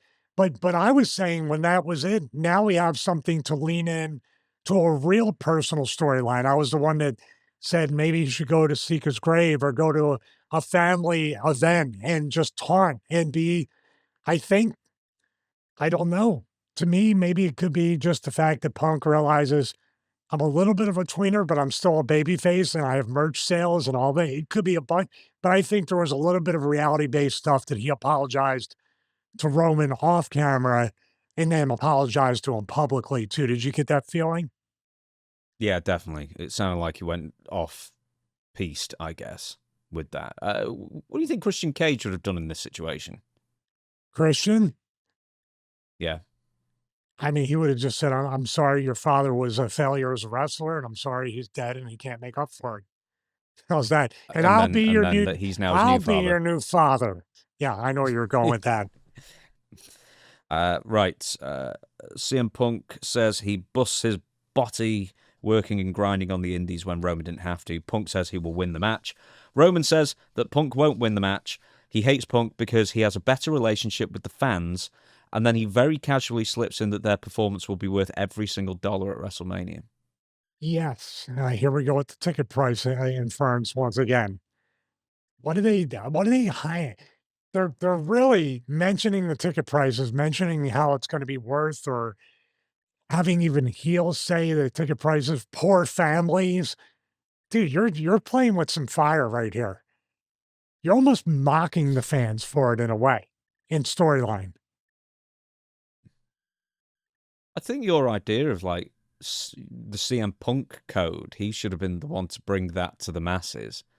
That clearly should have been the way to go instead of giving it to the new biggest bad guy in the promotion, Pat McAfee. Hey, but what's the code? Sunglasses? Is the code shoulder shrug, belt buckle? I'm doing the Vince XL thing. Ray-Ban. That's like the Vince thing. I don't know why. There's been way more misses that they've touched on certain things, and you're like, that can be something right there. Nope, not going to do it. Don't you feel them like backtracking? And it's like you said, WrestleMania, the road to WrestleMania is becoming much calmer in the go home show.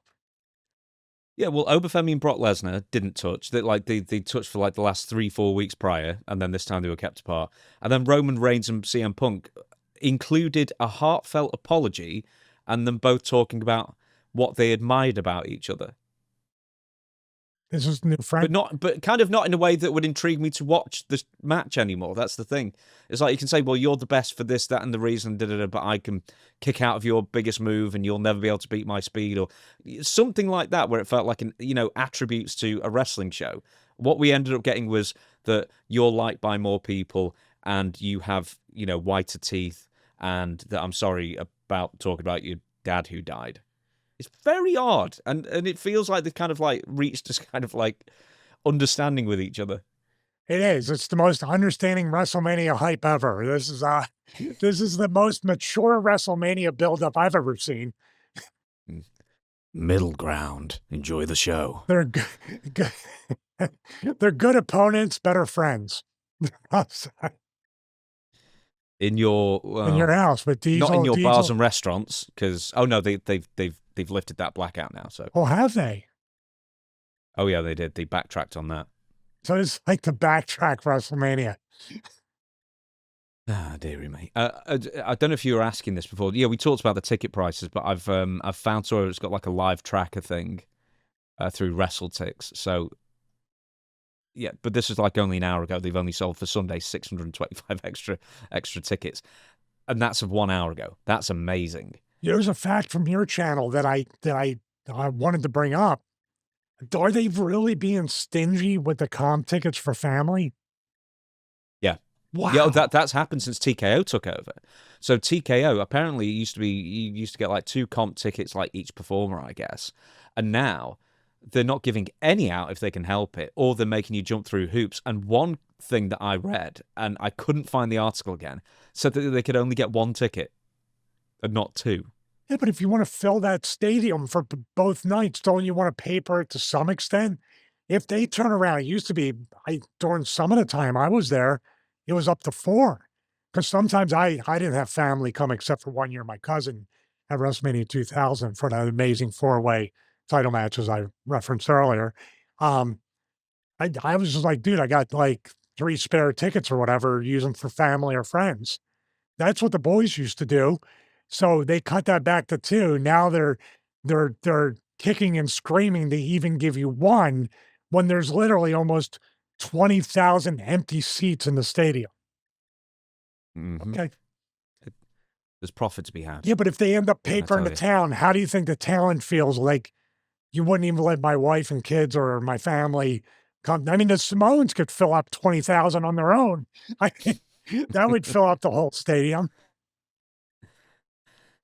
Let's move. Oh, as an aside, the Netflix documentary, I wrote this here. I know we mentioned it before, but Hulk Hogan, we're probably going to end up doing that in a few weeks. You know, watching all through it, picking that one apart as well. But like, even in the trailer, they couldn't tell the story right. They had to go with the fake thing of like, oh, we didn't know it was Hulk Hogan coming down to join the NWO until he was there. And then he did the leg drop. It's like, oh my God, the Hulk's just joined the new one. None of that happened. Like, they knew it would like at least a week out. At least a week out. Probably 2 or 3. And that comes right from Kevin Sullivan when you interviewed him, right? Indeed. Indeed it does. But Kevin Sullivan said that, numerous times, as has everybody has said that numerous times. Anyway, we're going to move on from the Raw stuff. We're going to get into a bit of news. We're going to talk about Shawn Michaels. So, he was on, and this is WrestleMania related in the sense that, all the WWE types are doing all the interviews they can, hyping up WrestleMania as much as they can. Shawn Michaels ends up on a podcast with Carmelo Anthony, where I presumed Carmelo Anthony would be the one asking Shawn questions, but no, it was some other guy. So I got them two confused. Why would the podcast be like have the name of somebody anyway? And then he just sat there doing nothing. So he's got the easiest job in the world. Anyway, Shawn Michaels was asked why he never wrestled The Rock, and his line was pretty much because he didn't like me. He didn't like me. Oh, right. Okay, that's a quick answer. I will say this again. I think in years he got there's a big kerfuffle in the wrestling business about me and Hunter doing stuff to him and being mean and stuff like that. All of it way blown out of proportion. None of it even accurate. But things that he was when he was younger was fed a lot. Can you just explain? He was fed a lot. You mean like he was pushed or something else?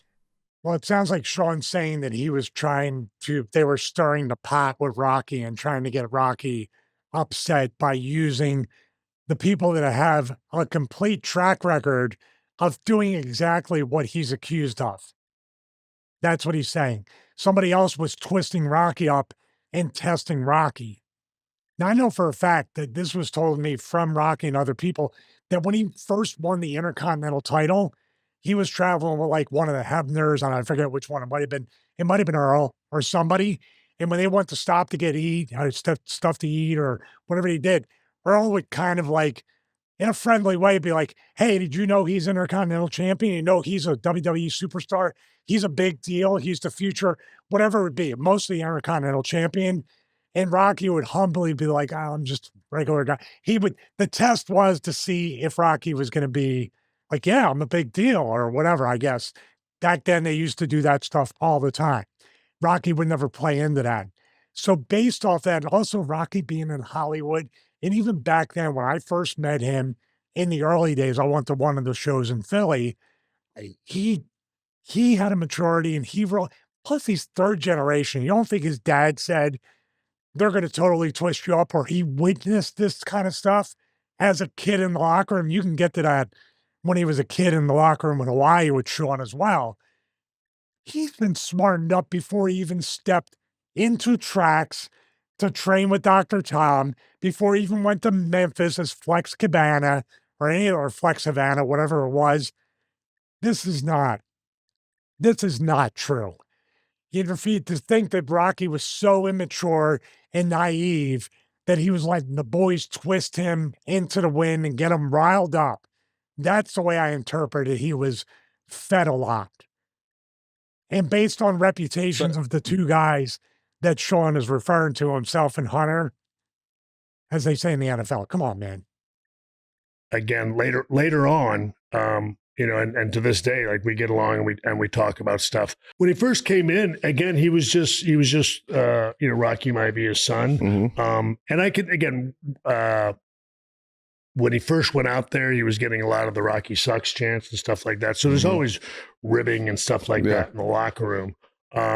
But when he came back, because I can't remember what it was, I want to say he might have had an injury that he took some time off. And that's when he really, my understanding is that he really thought about, again, how his career was going and wanted to change things up.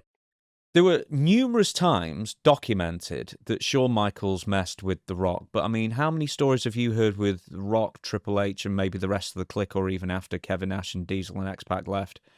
And it was just Shawn and Triple H on the booking committee, calling up Vince personally, etc., where they were screwing people over or giving their opinions or loudly burying people in the locker room, as Brett claims, just loudly, just to see if they get a reaction. Mark Henry nearly got himself fired within like a week. He wanted to kill him because they were winding him up. Yeah, he really wanted to. I know Mark did. The thing obviously the thing that sticks out is what you referenced, is when Rocky and Hunter had the match. I think it was on SmackDown, and Shawn was the special guest referee and kicked Rocky very hard. And I thought there's two different ways I heard about the aftermath. You said something I'd never heard before.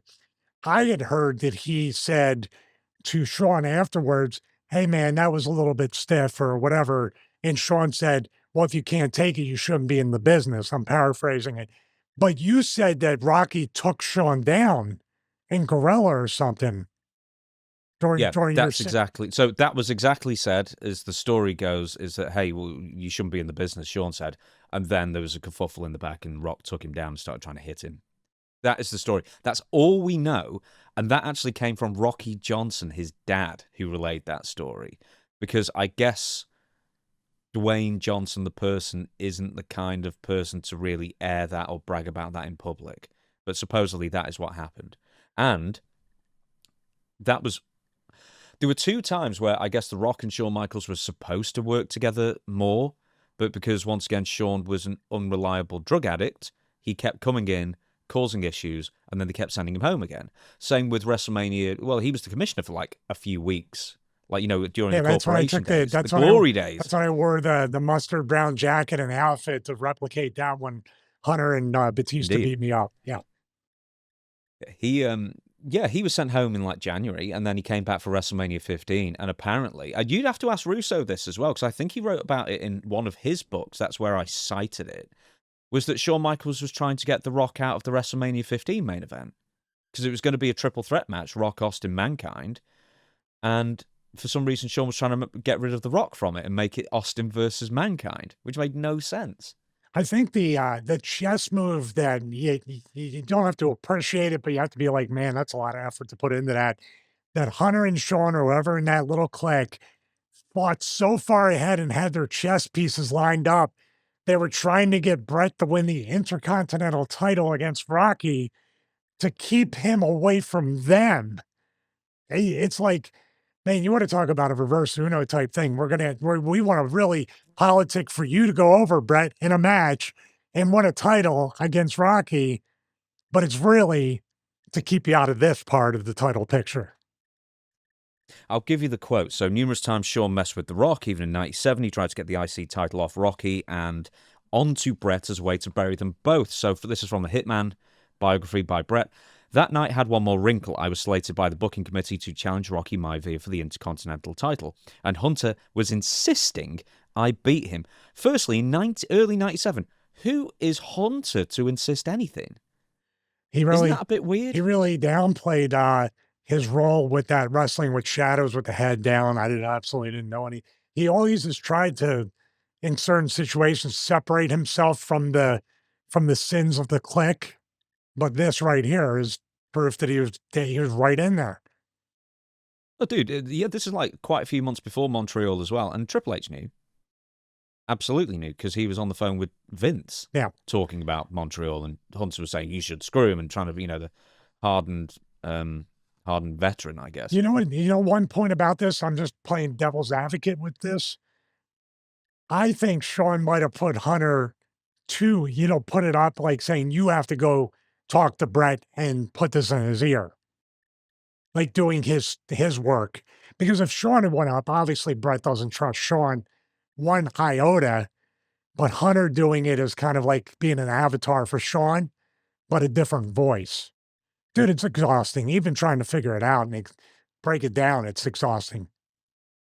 Well, the reason the reason with this, I'll continue with the rest of it. So, Bret says that he had no reason to beat Rocky. Quote, it wouldn't build heat for my new heel turn, because Bret had only this was just after WrestleMania, I guess, and would only undermine a real talent. I insisted on a disqualification instead, which infuriated Hunter. He and Shawn disliked Rocky intensely and were too myopic to see that Rocky was destined to become one of the all-time greatest megastars in the history of the business, The Rock. Looking back, I'm glad I got to work with him at least once. And also, in the same probably chapter, and I've got more stuff as well, is that Shawn Michaels insisting that Triple H should beat Bret on, I don't know if it was like on a South African Raw or something like that, somewhere around that time period, like post-WrestleMania, or around that time period. And the reasoning was, from Vince, I think, actually, was because Bret needed to, quote, show the boys that he'd do business by losing to Triple H clean. And Triple H was still the Connecticut snob character. He was nowhere near a main eventer. But that's where we are now. Wow. I think the thing that sticks out, and this is a direct quote from Bret, right? These bold letters in the notes. This is Bret saying this in his book. Quote, yeah. Who is Hunter to be infuriated by what Bret is saying at this point? Didn't that stick out to you? Mm. So he blew up on Bret and got mad at Bret about it. What, to me, once you get that way, if you're, as we say in the business, if you're selling that much for it, my antennas go up even more.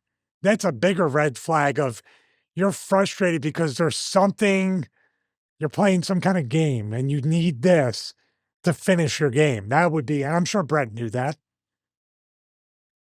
Quotes, another quote, in a Pittsburgh locker room on the 7th of February, I overheard Michaels vocally denounce a number of wrestlers, including Dwayne.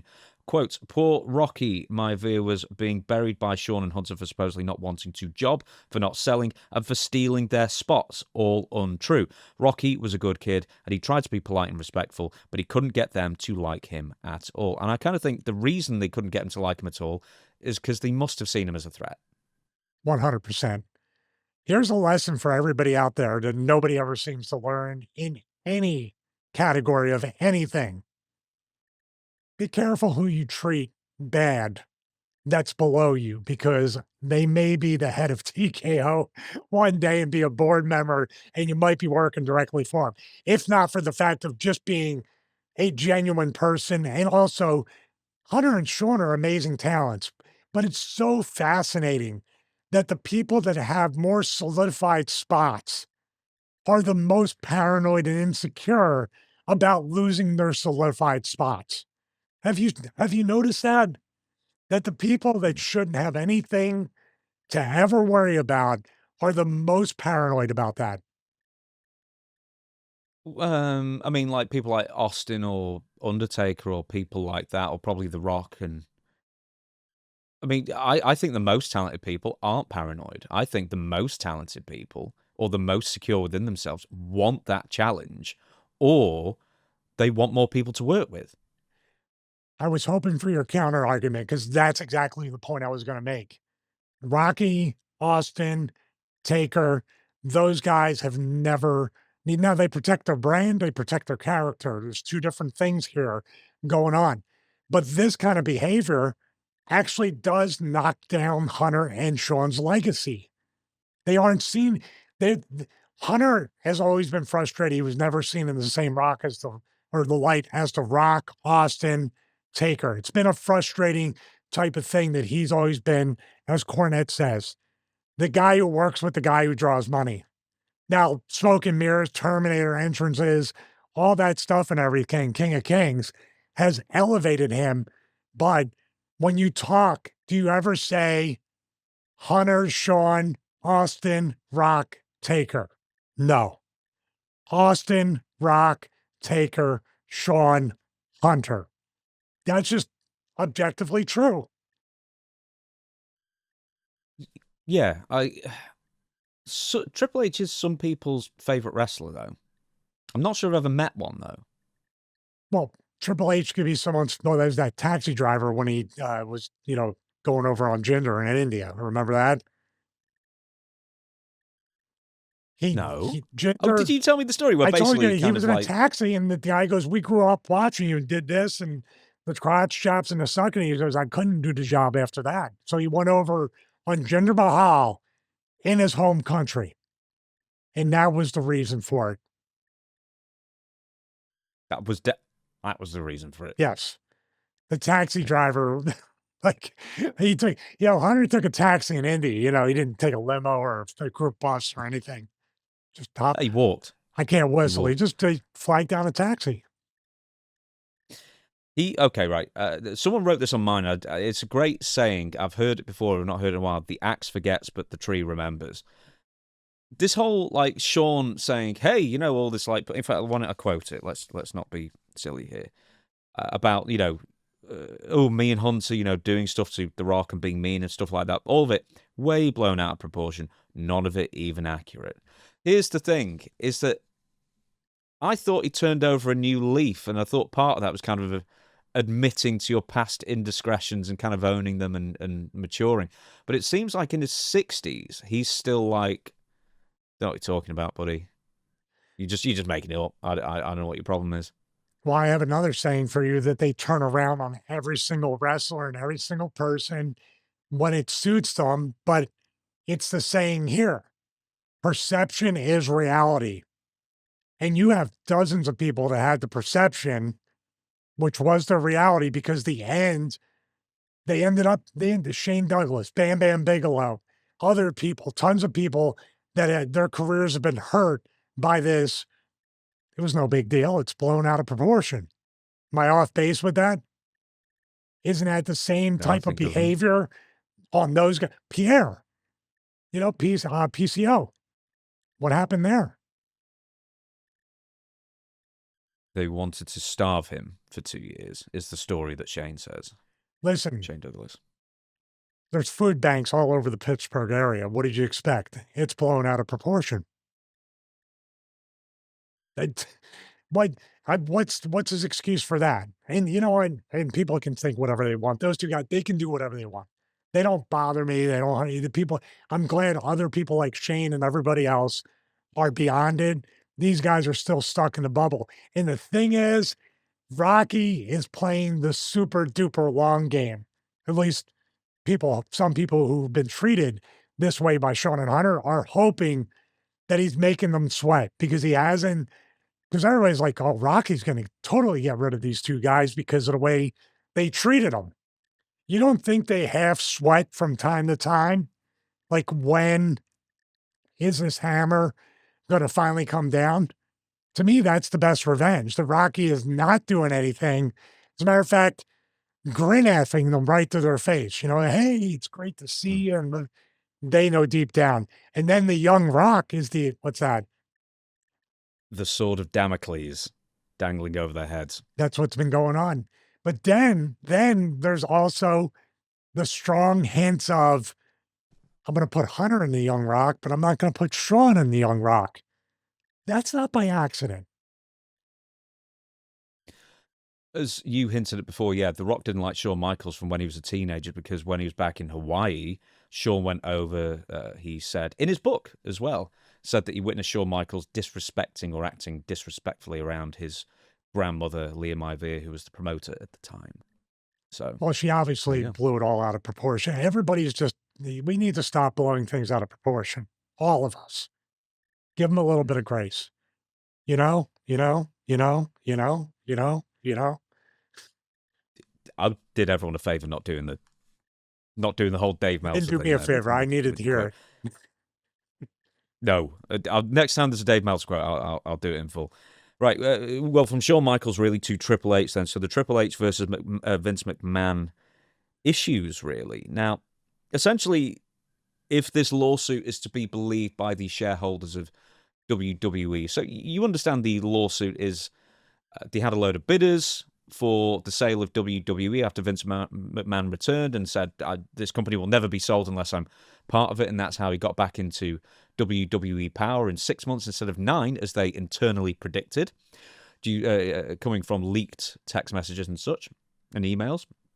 But the lawsuit is because they received some bids, including from Tony Khan, including from whoever else it was, Viacom, etc. And they ignored all of those because Vince McMahon ended up choosing Endeavor to merge with WWE and UFC and such, because that was the only way, according to the lawsuit, that he was going to remain in power, and thereby not doing justice and having in the best interests the shareholders of WWE, and that's where the lawsuit comes in.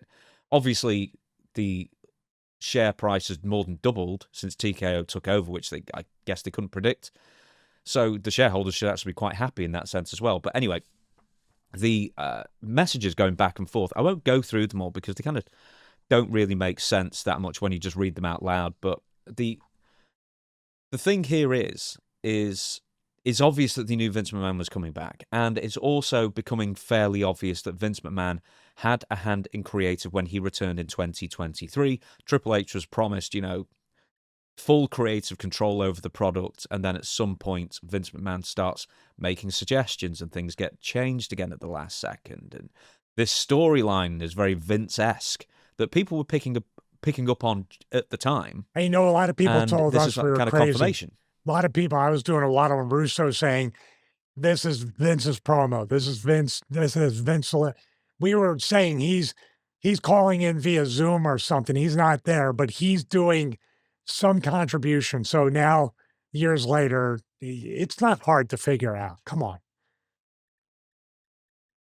It's kind of just the most obvious answer, isn't it? Because we've got a quote later that I'll mention to it. But do you remember anything specifically from that time period that you thought, that's a Vince thing? We all know it's a Vince thing. You can't fool me. Oh, God. Anytime anyone ever said coward or these $5 words, or there were certain things on commentary to get over, when somebody who is in their 20s is talking and acting like an 80-year-old man, there's a Vince influence on that. And isn't that like during this whole thing, is this to be submitted with the Janelle Grant stuff or any of these other things that they, or even shouldn't the shareholders shouldn't be mad because prices have doubled, their stock prices have went up. But isn't there some kind of, I guess there's no consequence anymore to doing stuff like this at all. No, crime is legal in this day and age. Yeah, especially when it comes to insider trading and puffing up the numbers or doing certain things that aren't on the up and up with stockholders. Yeah, that seems to be the norm today. Can't wait for the WWE bean coin to come out for the pump and dump, for the rug pull.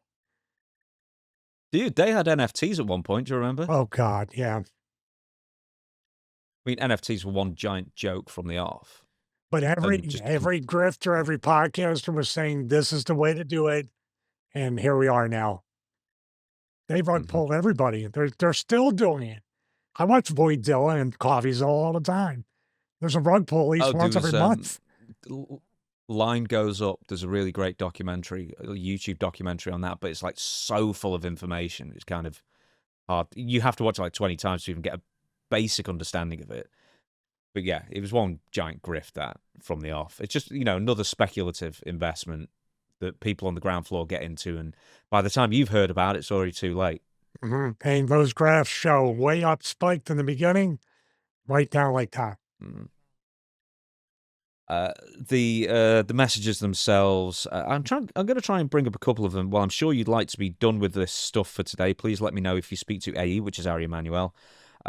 Nick Khan replied 3 hours later saying that he would. Levesque asked Khan if he was okay, to which Khan replied, "Yes, sir, how are you?" Levesque said, "Good, anxious for tomorrow and beyond." This is when Vince was kind of finalizing the deal with TKO. Well, to what would become TKO. There was also a text, which isn't in my notes here, but I remember reading, where a back and forth where CM Punk and Vince McMahon were booked on the same flight, and they had to ask whether it would be an issue or not between the two. Who did they ask about that? Oh, it was like Nick Khan, I think, maybe they were asking. Okay, so they didn't ask Punk and Vince. They asked a third party to see if that's a big deal. Yeah, which is interesting because I wonder, would CM Punk have even gone back to WWE if he had absolutely known that Vince McMahon was still part of creative? Yeah, but Vince was the one that loved him. Now, Hunter was the one that said, "Nah, this guy hasn't changed." Remember, Vince and Punk had met about him coming back before he did come back in Survivor Series. Mm-hmm. Triple H and Vince McMahon relationship. This is all pointing to Triple H doesn't want Vince anywhere near the company. And I don't blame him. Even if, they're father-in-law and son-in-law, you don't want the guy, Vince, specifically, in those late 2010s, I mean, you were watching at the time, they were some of the worst shows of all time. I mean, if you think creative is bad now, creative was way worse back then. At least you got more matches. But the creative was horrendous. And Vince seemed to have absolutely no self-awareness about that whatsoever. It's like, does he feel that WWE needs him? Or he just can't help himself? Well, even while I was there full time up until 2008, you were performing and booking for an audience of one. And that audience of one will change his mind. Plans change, pal. Creative liberty, all these different things. So I give 100 of that, dude. I would not, even outside of this, there's nothing to make me want to be a part of that family. But when you add, what are dinners like? Does Vince just not hang out with the grandkids, or what do we did? Man, that should be the show. What's going on there? Well, like McMahon Unreal. I hope he's as OCD as John Cena about the house being clean and wearing. Dude, I can never be invited all those to dinner. rules. I can never be invited to dinner at his house. Look at this. No, God no. Scarlett Bordeaux gave an interview recently and said the following. He wasn't publicly out in the company, but we started talking to different producers and we're like, this show's starting to feel really weird. The booking starting to feel weird. Things start changing last minute. This is starting to feel like it did before Vince left. Like it feels exactly the same. And then a few producers probably told us he's back, but it was one of those things like people knew but didn't talk about because there was no certainty about it. We didn't see him around or anything. Bordeaux then said the first few months after she and Killer Cross, her husband, returned to WWE in 2022 were amazing, but that changed quickly because weren't they part of like the rehires after Vince left? Yeah, they came back and they attacked Drew in the aisleway at the end of SmackDown. Yeah. Said that changed quickly. McMahon's return led to Bordeaux and Cross's plans being altered. Their involvement in a storyline with Roman Reigns and Drew McIntyre was nixed, and Cross noted that McMahon also killed a match between Cross and Bray Wyatt that was planned for a WrestleMania. Yeah, we had conversations about that, and he was really excited. And this is post cancellation with this, and it was a real thing. And him and Bray had they're both creative minds. When Bray was alive and when he was doing his thing, Cross is extremely creative. What I heard, just a rumor that walked in and he had the Farouk helmet up on the locker room bench. So that was the hint that Vince might be back. I'm just kidding, but it might have happened. You got this dude called Killer Cross, and you literally put him in the Farouk outfit on his debut, and he loses to Jeff Hardy. Okay. Oh, it got worse. It got worse though, is because they actually advertised his debut during the show on social media. They didn't even put it on the show itself. So here he is carrying Cross. Well, I'm sure. And then he was like himself, and then shortly afterwards he was like carrying Cross blood on the sands or whatever, like the Centurion version. I was going to say, I think he hopes that they didn't promote that at all, that people never saw it. You know he lost to Jeff Hardy while he was NXT champion. I did not know that was a part of it. That makes it even better. Yeah. Let's move on. WWE killing legacies. That is what Ric Flair accused WWE. I don't even know who exactly in WWE, but just the company itself he accused of that. So this was a tweet he released a few days ago anyway. I woke up this morning to find out that I'm no longer allowed to be with Roots of Fight. That's a clothing company that have, loads of deals. They do like old school stylings of t-shirts and stuff. Per WWE, blaming WWE. Let me think. I'm the only wrestler to ever be on 30 for 30. No, Scott Hall. That's also true. He was on the short version, was he not? It was still like a 10, 15-minute thing. It was a good one. It was very detailed. I don't know how long. It might have been up to a half hour, but the Scott one wasn't like just a segment. It felt like they put some time into it. With the Scott Hall one, 30 for 30, they weren't really focusing on all his glorious achievements and whatnot. They were focusing on the fact that he was alone and dealing with alcoholism and really, really struggling. Ric Flair's 30 for 30 documentary covered some of the highs and also a lot of the lows as well. So I was kind of thinking, it's always like bragging, hey, I've had a dark side of the ring about me. You know what I mean? It's not a glorification kind of thing, Yeah, I think the bigger theme, and please keep on reading this quote, everything, but the overarching theme is like, you have to have your head on a swivel to see who Ric Flair is upset with today, because doesn't it go back and forth, and then he puts WWE over, then he buries. This is like the 6th or 7th round of Flair going back and forth with the company. He's ranked in the top 25 of all time. It does not say top 25 of what. Then he moves on to an Emmy-nominated documentary, courtesy of the WWE. So he's thanking WWE for the documentary and mentioning an award he did not win. Where am I now? Anyway, it says, which I should have won, but I lost to a team, not an individual, so whatever. 21 World Championships, but I always played by your rules and kept it at 16, which is the most odd thing to say in the world. And you pointed out on your solo channel that in his profile, it actually says 16-time world champion, correct? He does. Yeah, absolutely. He hasn't been with WWE since 2021, I think. So he's had 5 years to change that. Also, he's 23 times world champion. Paid Vince McMahon back $800,000 when he said he would forgive it. I honored it. So he's bragging about paying someone back the money he owed. I don't know how much more I can clap. Hey, if Vince is going to forgive a debt, which I've never heard of him doing, if he's going to forgive a debt, you take it. How's that? I could put first of all, I would never borrow 800 grand from Vince McMahon, but Vince has been Vince always had a soft spot for Rick that way. That's not the only loan he gave Rick, correct?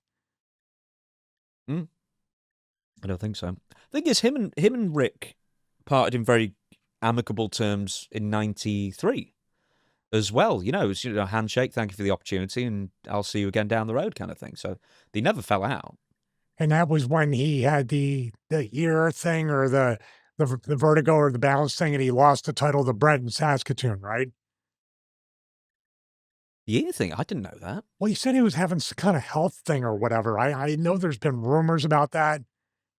Yeah, I don't know if Brett mentioned it, but there was some medical thing going on, and he just wasn't able to continue carrying the title. I could have sworn you addressed that. It's probably one of your videos you forget about that I'm referencing. It could be. If I'm off base or wrong, I'm sorry. Is because I'm sorry, but I thought there was a thing they had to switch it that night to Brett because of what was going on with Rick. Let us know in the comments. I'd be interested about that. Send us a source for that one. I'd be interested. Yeah, he needed that $800,000 for taxes. And it's not really like Vince wasn't going to get that money back because, as you always say, he'll get you down the road one way or another.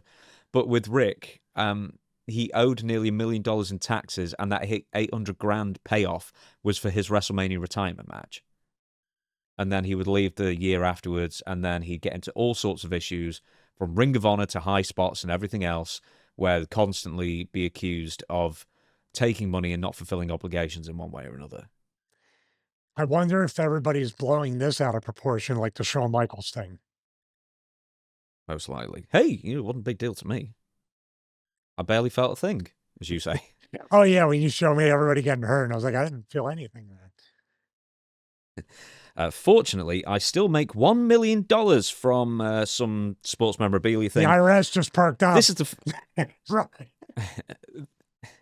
This is the funniest thing. $500K from Ric Flair Drip, who, keep in mind, he is currently suing because they haven't paid him as much as he was expecting, or they wheedled him out of like ownership or co-ownership of that brand. He actually cites it, and he's suing the company. Do you think there's something deeper cognitively going on here with this back and forth?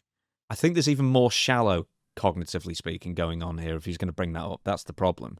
I think he's making that up to be the big I am, because he was complaining he wasn't getting paid or compensated sufficiently from the sales. But now he's reading the resume off to see why did you do this to me? He's basically saying, you got me out of this clothing deal. I could have used the money, but look at all the money I'm making that I don't need this thing. Yes, he also says, thank God for Tony Khan, which in fairness, he is paying him to do nothing. So, but he's been signed with AEW since 2023. What more of my legacy do you want to destroy, WWE? You all grew up loving me, and I set the bar. Set the bar. Now you are trying to kill me and diminish my legacy. Thank you, but it ain't happening. Nice try, LFG. Whoa. I'd counter by saying Ric Flair's doing a grand job of destroying his own legacy. I'm just disappointed there wasn't enough characters for Woo. Yeah, I guess that's LFG. No, he probably doesn't. He can't afford like the $3-4 a month or whatever for the extra characters. When I read the quote here, and I went up to, you all grew up loving me, and I set the bar, and I go, I have no doubt James is going to make a bar joke, and you did not disappoint. Thank you. But yeah, like, between Pizzagate, not that Pizzagate, the other Pizzagate, Pizzeria Gate, how many others? The cameos and the Barf, happy birthday, Barf, all that stuff. Barf, I forgot about that. Just everything, and the dark side of the ring accusations and loads of others that have gone around with it. And like when he was doing that podcast, and he'd turn up absolutely, he was not on the level doing those. It's like picking fights with people randomly online and stuff, and it's like, you're doing a great job of destroying your own legacy. Whereas the reason why he was cut out of the Roots of Fight deal was that WWE and Roots of Fight have got an what's that? Dutch started all this. If Dutch would have just not had an internet feud with him, we would have, Rick would calm down. But guess what? The next day he totally got over. So keep going. Well, it's probably because it was explained that it's a WWE exclusive deal they're going in with, and he signed with AEW. I don't know what he was expecting. And also, I went on the website, there's barely anything for him. So he couldn't have been making much of anything unless they signed him to a flat fee. How much further were you going to go? And I'm sorry, once again, I cut you off, but you were really going on and on. I was doing the Dutch thing as a joke, because I'm like, it was The Simpsons. Like, stop. He's already dead. I know it's weird because your internet's so much worse than mine now. Your Zoom cuts out when I speak, and then vice versa. I got to do something. Do you know if I had a monologue from Stevie about how bad his internet has gone since like whatever homeowners association thingy they've decided to throttle it? They pulled a wrestling on me. We had great internet. Nothing was wrong. 1 gig up, 1 gig down. As a matter of fact, our little friendly competition, I was going to go to a 2 gig asynchronous internet plan. And then they had the great idea to say, all the residents, we want to do some, hey, we want everybody to have fun here. and made it part of an amenity package where everybody gets to save money. And I know this complex, we're paying $70. I know they're paying 70, not 30 and profiting. Corporations wouldn't do that. Yeah. But now ever since dude, it takes 20 seconds for a YouTube short to buffer. And I've been in that office every single day. And it's going to be plans change, pal. Internet plans change. So we're going to have to move or I'm going to have to build a whole studio. Thank you. You're gonna have to build like some massive satellite, get Skylink or something. I told him, I go, listen. I woke up this morning and found out I'm no longer allowed to use my own internet. Let me think. I'm the only wrestler in this complex that has a show. I'm doing Ric Flair's tweet, by the way. I was the only one never to be on a 30 for 30 in this complex, and I'm ranked in the lowest 25 of all time in wrestling. This doesn't sound great already. I'll stop. Hey, when were you first in the PWI 500? I think in ECW, I was ranked like in the 90s or something, or the 120s. Ooh, I'll have to find that out then. I'm interested. I thought you'd know that off the didn't top buy of your a head. jacket that was embroidered with the number on it. Do you have a Ribera jacket? No, I wasn't good enough. They gave me a T-shirt and they told me I wasn't good enough. Did they really? Yeah. No, I thought you had to buy the jackets anyway. No, back or then did they they actually gave give it them to to the you. wrestlers? Sabu even offered to give me one.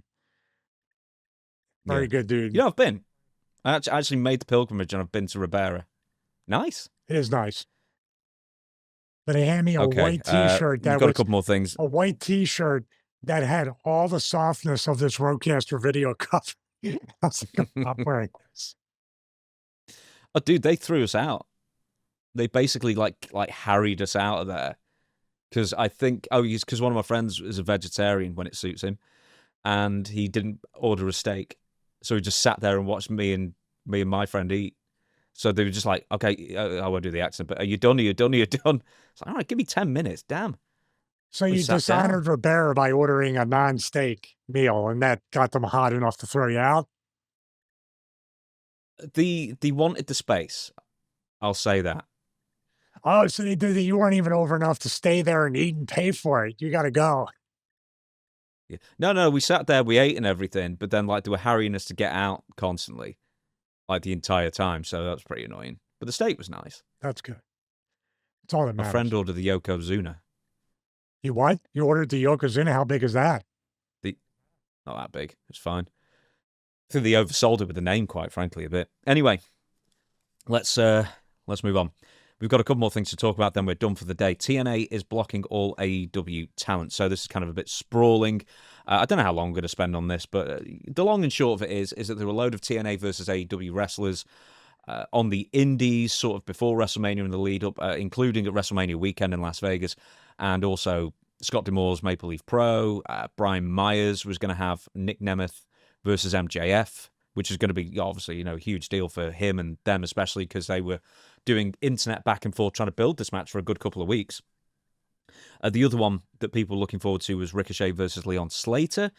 They've all been cancelled now because TNA, Carlos Silva, the president of TNA, said due to partner conflicts, quote, that he was pulling all the matches that both TNA and AEW had signed off on effective immediately, not even letting those matches that they already signed off on to take place. Why? It's obviously WWE, but why? What's the end game here? Well, TNA is always going to TNA, as I've said multiple times. Basically, what TNA is trying to say is we need to protect our talent in a way. We need to make sure. Now, they haven't taken them off shows. I watched your video on the Solo channel. They're just not able or allowed to be involved in a match with an AEW talent, correct? Yes.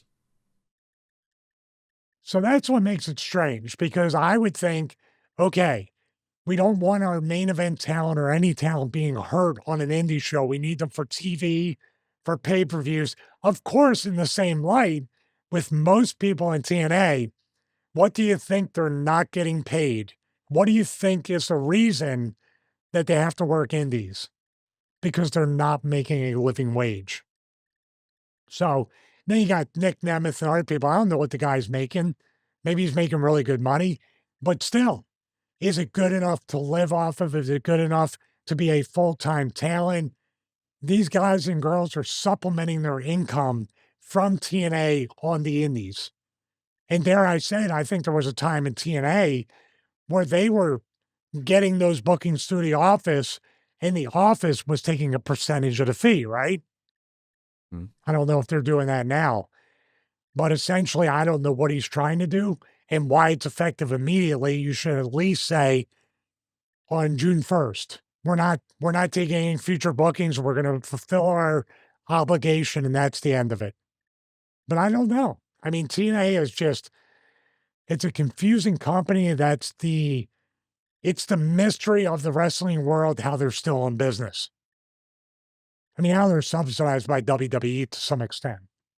I didn't watch the TNA pay-per-view this weekend, but I heard one of the reviews, and it was apparently just an absolute howler from beginning to end. So I might have to watch it and see for myself now. But it's a good point, actually, is that, well, it's nothing to do with getting injured in a match, clearly. It's just like WWE, apparently, because we're all presuming WWE, obviously, doesn't want the TNA wrestlers losing to any AEW wrestlers, but they're more than happy for all the TNA wrestlers to lose to the NXT wrestlers before they obviously sign those TNA wrestlers to WWE contracts and put them in NXT.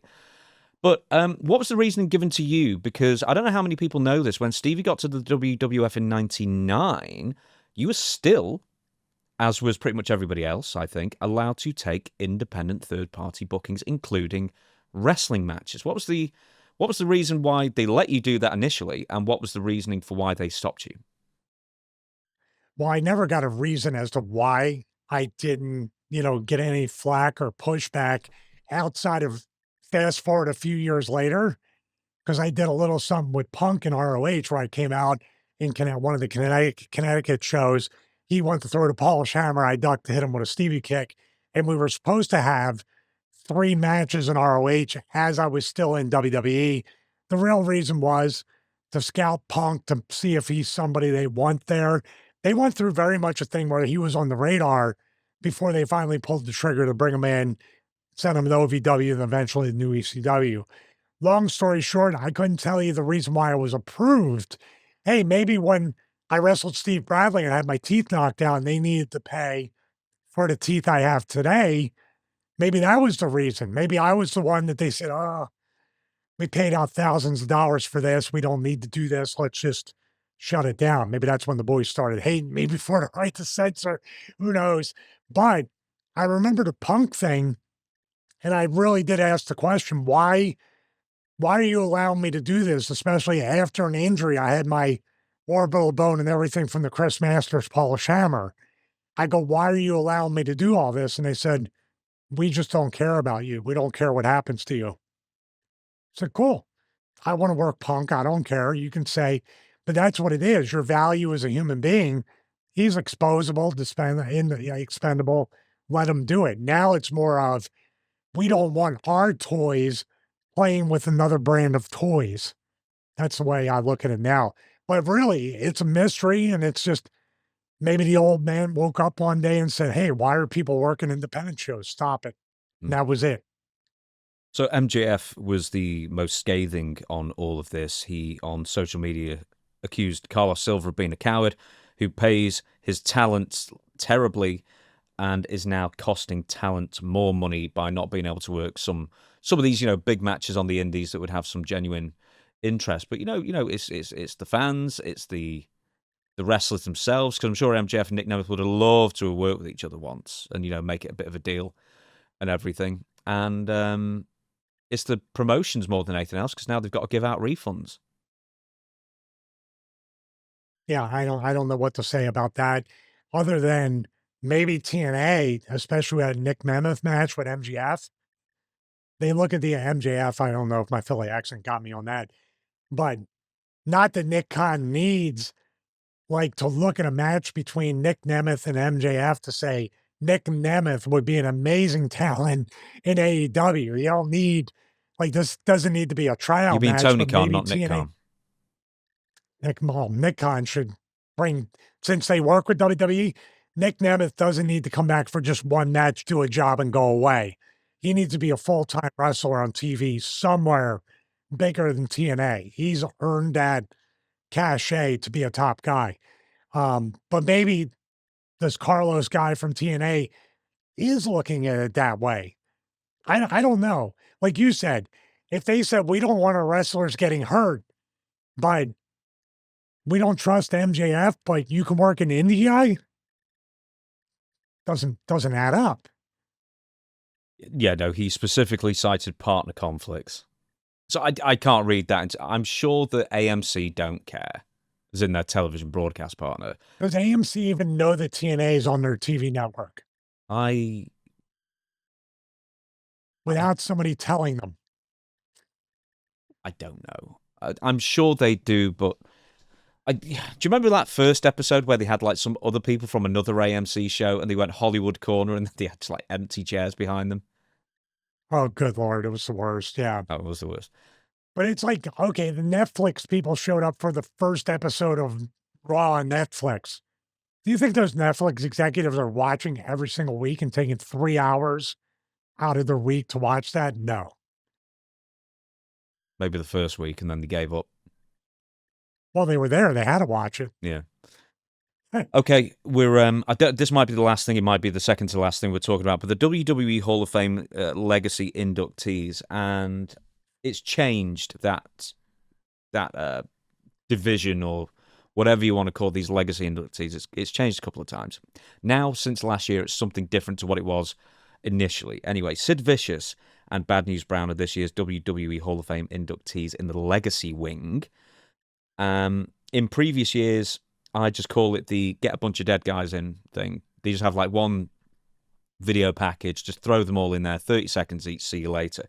And they had some names in there, like ridiculous to give just 30 seconds to, like El Santo, Jim Londos, Frank Gotch, Mildred Burke, June Byers, Crippler Ray Stevens, Ed Lewis, Jim Barnett, Bruiser Brody, etc. He had a couple of random names like Brickhouse Brown as well. But anyway, essentially, it was the wing for one, you're dead. I think one person may have been alive once, and it might have been like one of the Japanese guys. But was it the one nice said rest in peace? No, he was in the real one. Was he in the real one? He's in the real one, yeah. Which one? Fujinami or something, was it? No, he's in the real WWE Hall of Fame, not the legacy wing, the one I thought was dead but isn't. I see. Oh, I know exactly what you mean. Yes, he's still in the Hall of Fame. They might shift him over. I don't know. Anyway. And also, it's like, they're like, oh, we're not marketable enough, and this is a TV show. So here you go. You get lumped into the, it doesn't matter, legacy wing anyway. And here's the other thing about the legacy wing, initially, was that the inductees were not announced before the ceremonies, and they didn't tell the families about it. They just did it. Oh, wow. Really? Yeah. I wanted to say this, too. You keep throwing around the word wing, legacy wing. That sort of gives the hint to somebody who might not be familiar with this that there's an actual Hall of Fame building, and there is not. Where would you build one? I mean, there's the Performance Center, there's Connecticut. I mean, can't they like get a building somewhere near the HQ or something and just do something properly? Yeah, I think the Hall of Fame building, if you were going to do one, could be adjacent to the Performance Center. And if you're giving people tours, if they even have tours anymore of the Performance Center, how things work, there's the end of the tours, the Hall of Fame. Or, yeah, I mean, the easy answer would probably be Vegas, because that's where seemingly everybody is now. And they're moving possibly NXT and the Performance Center out to Vegas. Is that still going to happen? Nothing's been mentioned since. Because, I mean, isn't all the UFC's operations out there anyway? And they were going to do like a second Performance Center in Vegas, but I've not heard any movement on that for a while. I heard that there was a rumor they were going to do NXT and run it like a Las Vegas show multiple times a week that people can see and stuff like that. Well, like TNA. house shows would be. TNA? Yeah, like, the Universal I Studios or something different. Oh yeah, they have to force the people to go in there. But I meant just like it was going to be that in the Hall of Fame. Yeah, they used to have to round people up and almost tricked them that, oh yeah, we got the DeLorean from Back to the Future here. Look, and then lock the door and say, now you can't leave. Dutch always used to say, let him in for free, charge him to leave. So then he makes some money on the way out. So anyway, the legacy wing of a wing of a building that doesn't exist. Oh, before I actually get that, so yeah, they didn't announce prior. Bruiser Brody's family were upset with it. Ethel Johnson's family were really upset with it. I think she was the first female black women's champion. And Stan Stasiak's family, Sean told me, Sean Stasiak said, I was really upset with that. He was a former WWF champion. I mean, he wasn't even in. I'm not even sure how much he was in the WWF. I think he was a bigger star in Portland with Stan Stasiak as well. But yeah, he was really upset with that as well. And it's like, you kind of reducing, my dad's 30-year career or whatever it is to a 30-second video. But there are even bigger stars like El Santo and etc. that got the same treatment. Now, the legacy wing wrapped up in 2021, then reinstated in 2025. And now it's like slightly more serious. So last year they had Dory Funk Sr., Ivan Koloff, and Kamala. And marketability-wise, at least Ivan Koloff and Kamala, I would have thought been marketable enough to have full inductions, but they just did a video, no speech, and then you're a legacy inductee, see you later, Jimmy, and then move on. And then this year it's Sid Vicious and Bad News Brown getting the same treatment. No speeches from the family or anything, just a video package. The Sid one is just unbelievable. That Sid is not in the legitimate Hall of Fame with a speech. And what are we doing? I mean, there's other names you could say, oh, there wasn't the era. WWF would stand. There's no excuse for any of them. But Sid, what's the deal with him going into a legacy wing rather than? I don't get that. He died. That's my theory. They don't want to. Someone wrote into Dutch's show, and we read the question yesterday as I record this. Why isn't Miss Elizabeth in the WWE Hall of Fame? She was like Stephanie McMahon's idol as a kid. I thought that would get her a shoe in. And it's because she died in controversial, depressing circumstances, and therefore not marketable enough. And that's all that matters. That's my theory. And the same with Sid. So good Lord. So is this the old, China, what if somebody Googles her name? Is that the excuse we're going to use again? Yep. Jumping Jeff Farmer. Yep. Bad News Brown's one, and he was there for a few years and everything, but, he was a bigger star in Japan and, was Stampede and everything for many years as well. But Sid, man, he's one of the biggest stars of the 90s. He was multi-time WWF and WCW world champion. And they used to induct one person who had died every year. And now, for some reason, TKO don't even want to do that. Apparently, it's a terrible injustice It is a terrible injustice, I think. If you care about the WWE Hall of Fame, Sid having a legacy induction without his family, because his son Gunnar You'd, he said, I think he really wanted to do a speech and everything, and he's not going to get that. He's going to attend, but I'm not even sure he's going to go on stage to pick up an award or anything. He's just going to be shown in the audience, maybe. This is a serious question and might sound funny. Does he have to pay for his ticket to get in the Hall of Fame? He gets one free ticket if he pickets TKO. A comp ticket, it would have been more before TKO took over, probably. You understand what I mean? We're at the part of nickel and diming and doing all this, and that's about as tone deaf as I've heard anything. That you, just because I'm so sorry I died, TKO. What do you want Sid to do, or any of these people? This is very much, they are trying to disconnect on a bigger scale, disconnect any former previous identity to the TKO WWE. Does it feel that way? Yeah, it's weird. Now, this is day one. Where was that image you had that you said, how Stephanie McMahon's going in? You know which one I mean, because you showed it before. But, with Stephanie McMahon going in and Michelle McCool going in and Triple H going in and Paul Heyman going in. And you had the thing of Obama putting a presidential medal on Obama. I still have it. Yeah. This is, I hope I have it. If you haven't seen it, we're going to have to do the B-roll of it. Obama putting the Presidential Medal of Freedom on Obama. It was just a meme, but this is where we're at. This is all Barry Horowitz. Barry Horowitz, well, he'll never get in the Hall of Fame because there's plenty of people patting themselves on the back. And Barry's alive. So I know that much. Disqualified. Very much so. You're alive. You can't go in. Then when you're not, legacy wing induction for you. Hey, at least they're telling the family in advance now. That's an improvement, I guess. Yeah. Good job, everybody. By the way, what happened to the Warrior Award? Wasn't that supposed to be for somebody like the Walter Payton Man of the Year type award? Right. The Warrior Award, originally conceived, and this is what Ultimate Warrior wanted. It was originally conceived to celebrate the unsung heroes within WWE who have worked for decades and never get recognition.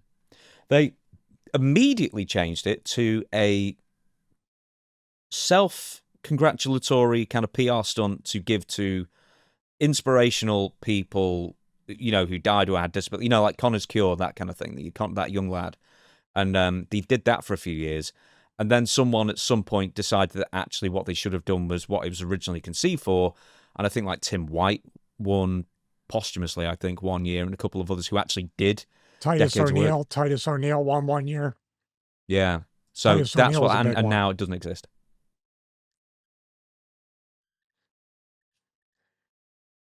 I can see that whole group that does the self-pats on the back or the shoulder. I can see them winning. I can see Stephanie winning the Connor or the Warrior Award. The Connor Award. The So Connor it was. Award. Now, sorry, Connor's Cure, you're in the legacy wing of the Warrior Award. So it's Connor, Joanne London. I don't know who that was. Eric Wasn't Legrand. Sue, there's a woman, a British lady that was very good with the appearances, especially the hospitals and the charities. Her first name was Sue. I forget. Yeah, I think she was one of the Aitchison or last ones something, to is it? win. That's it. Yes, sir. How the heck did I know She was that? awesome.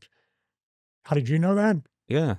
Because I never went up to her and did pre-tapees and go, "Hey, this is Stevie Richards, Sue Aitchison. How are you doing, Sue Aitchison?"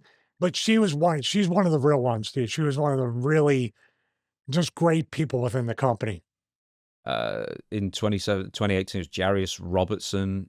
2019 is where I think it goes to people actually in the company. Sue Aitchison, Titus O'Neil in 2021, Rich Herring.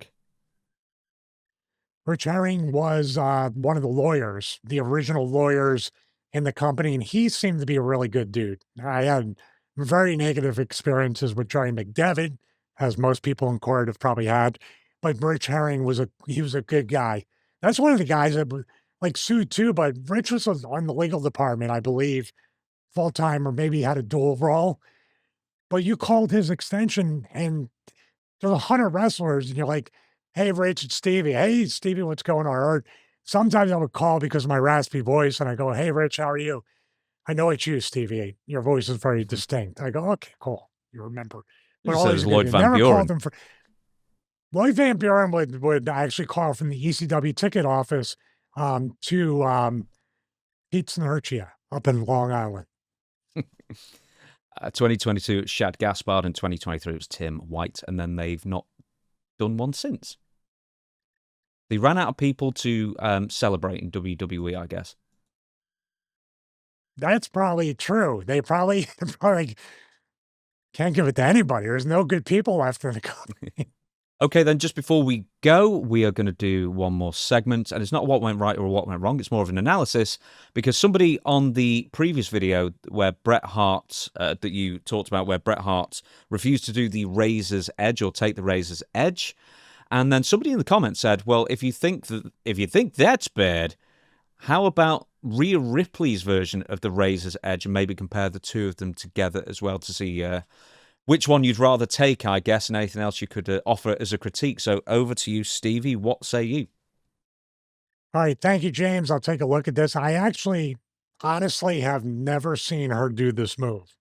So this is the first time reacting to see how it compares to Razor Ramon, Scott Hall, Diamond Stud. Also, we bring up the the two at the same time, trying to line them up to see how they differ or how they're similar. So let's take a look at this. Okay. All right. Yeah. I don't know if we need to see any more. is that, oh my goodness. What is that? You know what this is? This is the border toss from Hernandez and TNA. It's not a razor's edge. She doesn't go down onto the mat with, is that a Io Sky? Or is it Kairi Sane? This poor girl didn't have enough with Nia Jax. But now here we are. Good Lord. Let's do it right. You can play these all the way through as well. They're only like 4 seconds each. You're good. Okay. All right. Well, there you go. Oh, my. That's where she got it from, Damian Priest. Hey, just go back on that one with the Damian Priest thing, if you can. Just go back on that one. I noticed this, that Zelina Vega, look at where her hands are. You don't want that. She's trying to cover up her head right here to not take it, but you have to, like I said last week, you have to resist and do the crucifix, do the Raven crucifix and tighten up to give them the grip. Because as we go over here, look at Aleister Black. He's got him under his armpits, but Aleister Black is at least tighten his muscles up. He's not quite making a fist here. And my goodness, let's go slow-mo. Look at the difference. Do you see Damian Priest is dropping to his knees?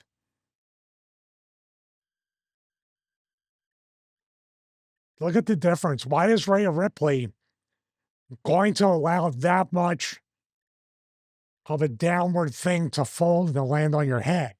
Part of the thing to protect yourself is Damian Priest sliding down with the opponent to where you're just kind of, you're being thrown to an extent and there is space.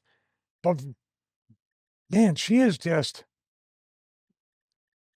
and look at the difference with the bump right there.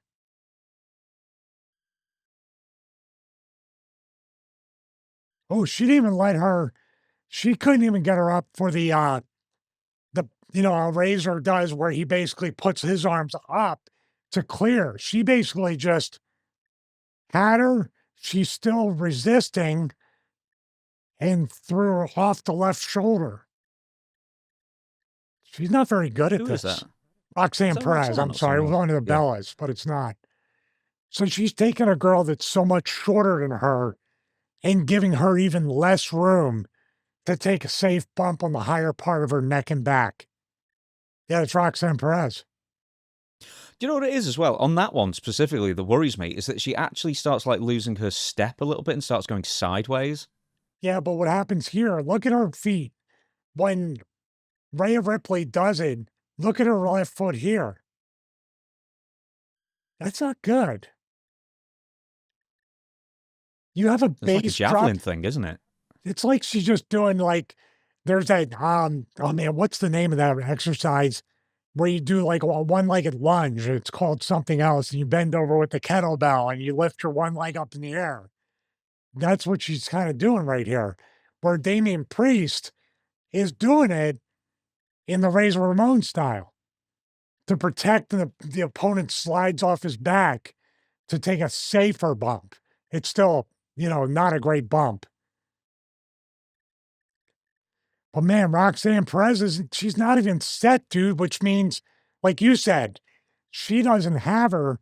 So instead of kind of bracing and making sure she has her, or maybe back up to the ropes to where her feet can catch and then you can lift her up, bye-bye, see ya, wouldn't want to be ya kind of thing. Who's this? Oh, well, that's Roxanne Perez again. God, she's like, this is like the Stevie Richards Heidenreich rounds of matches. Have you seen She's how close better. her knee gets to her own mouth there?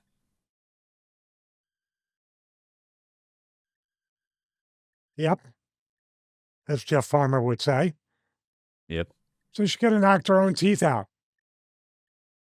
I don't know, man.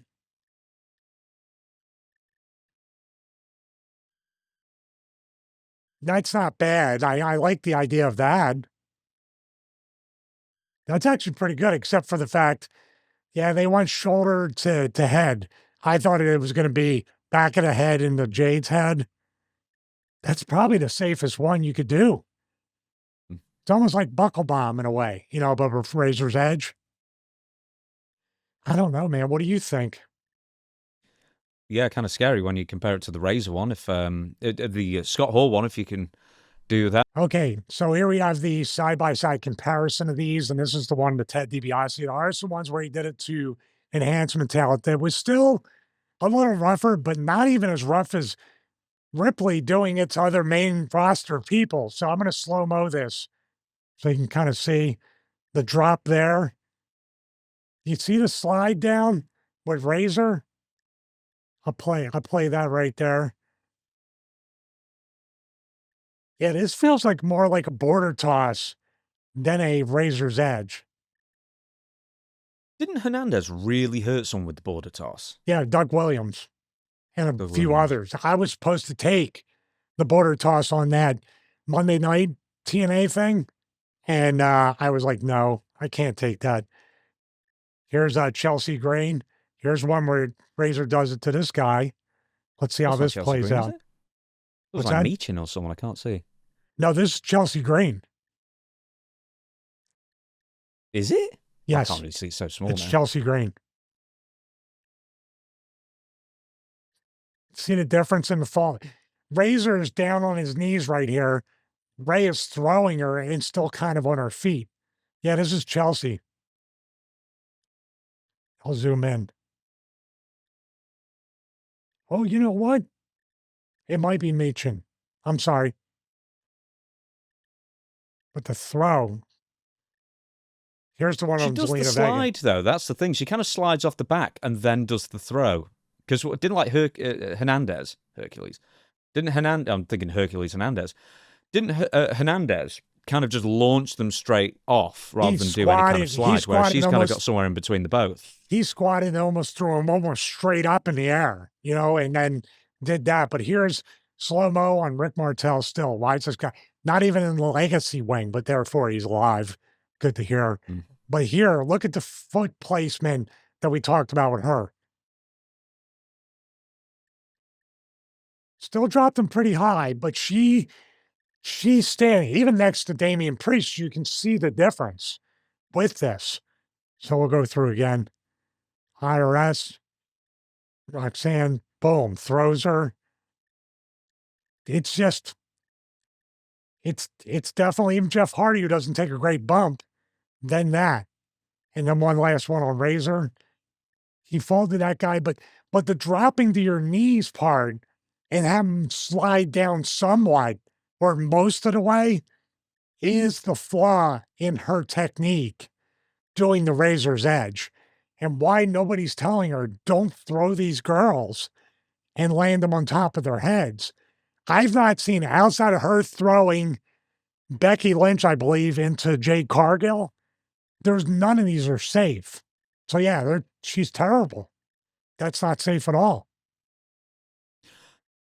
Well, okay, on that unsafe note, we're going to shut down the show, everybody. Thank you so much for watching. We'll be back again. We don't know. I think it's probably going to be early because if we're going to do a WrestleMania thing, we want to get that out pretty sharpish, don't we? So we may be back as early as Monday, actually. Sunday. To do a WrestleMania Part 1 and then No, a WrestleMania Sunday. Part 2. Sunday. I thought we were going to do Sunday, Monday, then record on Tuesday for Raw and that episode. Right, I'll have to see if Chris is available to do editing on a Sunday. He will not thank me for that. But yeah, so I think that's kind of the thing. I think the latest will be is Monday. The earliest will be is Sunday for a Part 1, Monday for a Part 2. That's kind of what we're aiming for there. So we're going to do a whole WrestleMania thing. 2 shows dedicated to both nights, reviews of every single show.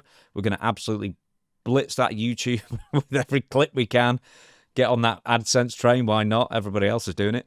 So yeah, there you go. So we're going to see you earlier than usual next week. Hope you, in fact, it might even be this week, in fact, if it's Sunday. So we hope you all join us for that on all podcast platforms and, of course, YouTube, where we've got fresh episodes every week and a new clip every single day, at least one clip every single day at the moment. And over to you, Stevie, to thank everybody and especially the Patreon supporters. Thank you. Thank you, James, and thank you, everybody out there, for subscribing here to the YouTube channel. Please remember to click the bell to get notified and, of course, comment for interaction. I was going to say, based on all this stuff, we might have the 100th episode of the Stevie Richards Show not in June, near the 2-year anniversary. We might have it in a couple weeks at this point. With all the episodes we have planned, it's like 3 in a week, but we definitely enjoy doing it. We love bringing this kind of content to the community. Of course, more content at patreon.com/Stevie Richards. Watch-alongs every Monday morning, 9 a.m. Eastern Time. Also, show notes every Tuesday morning, 9 a.m. Eastern Time. And then, of course, the pre-show, the show before the show, every Thursday, that morning, 9 a.m. Eastern Time, before the full episode, now on Thursday, James. Every week, except for this week, it'll be almost every day of the week, now at 2 p.m. Eastern Time. And, of course, as James said, it's been about 3 weeks since I reconfigured the studio, behind-the-scenes tours and upgrades of studio workflows and equipment here at the Stevie Richards Show. Thank you so much for watching episode 93 of the Stevie Richards Show. See you for episode 94, 95, 96, 97 next week. Ha ha, ha ha, ha ha.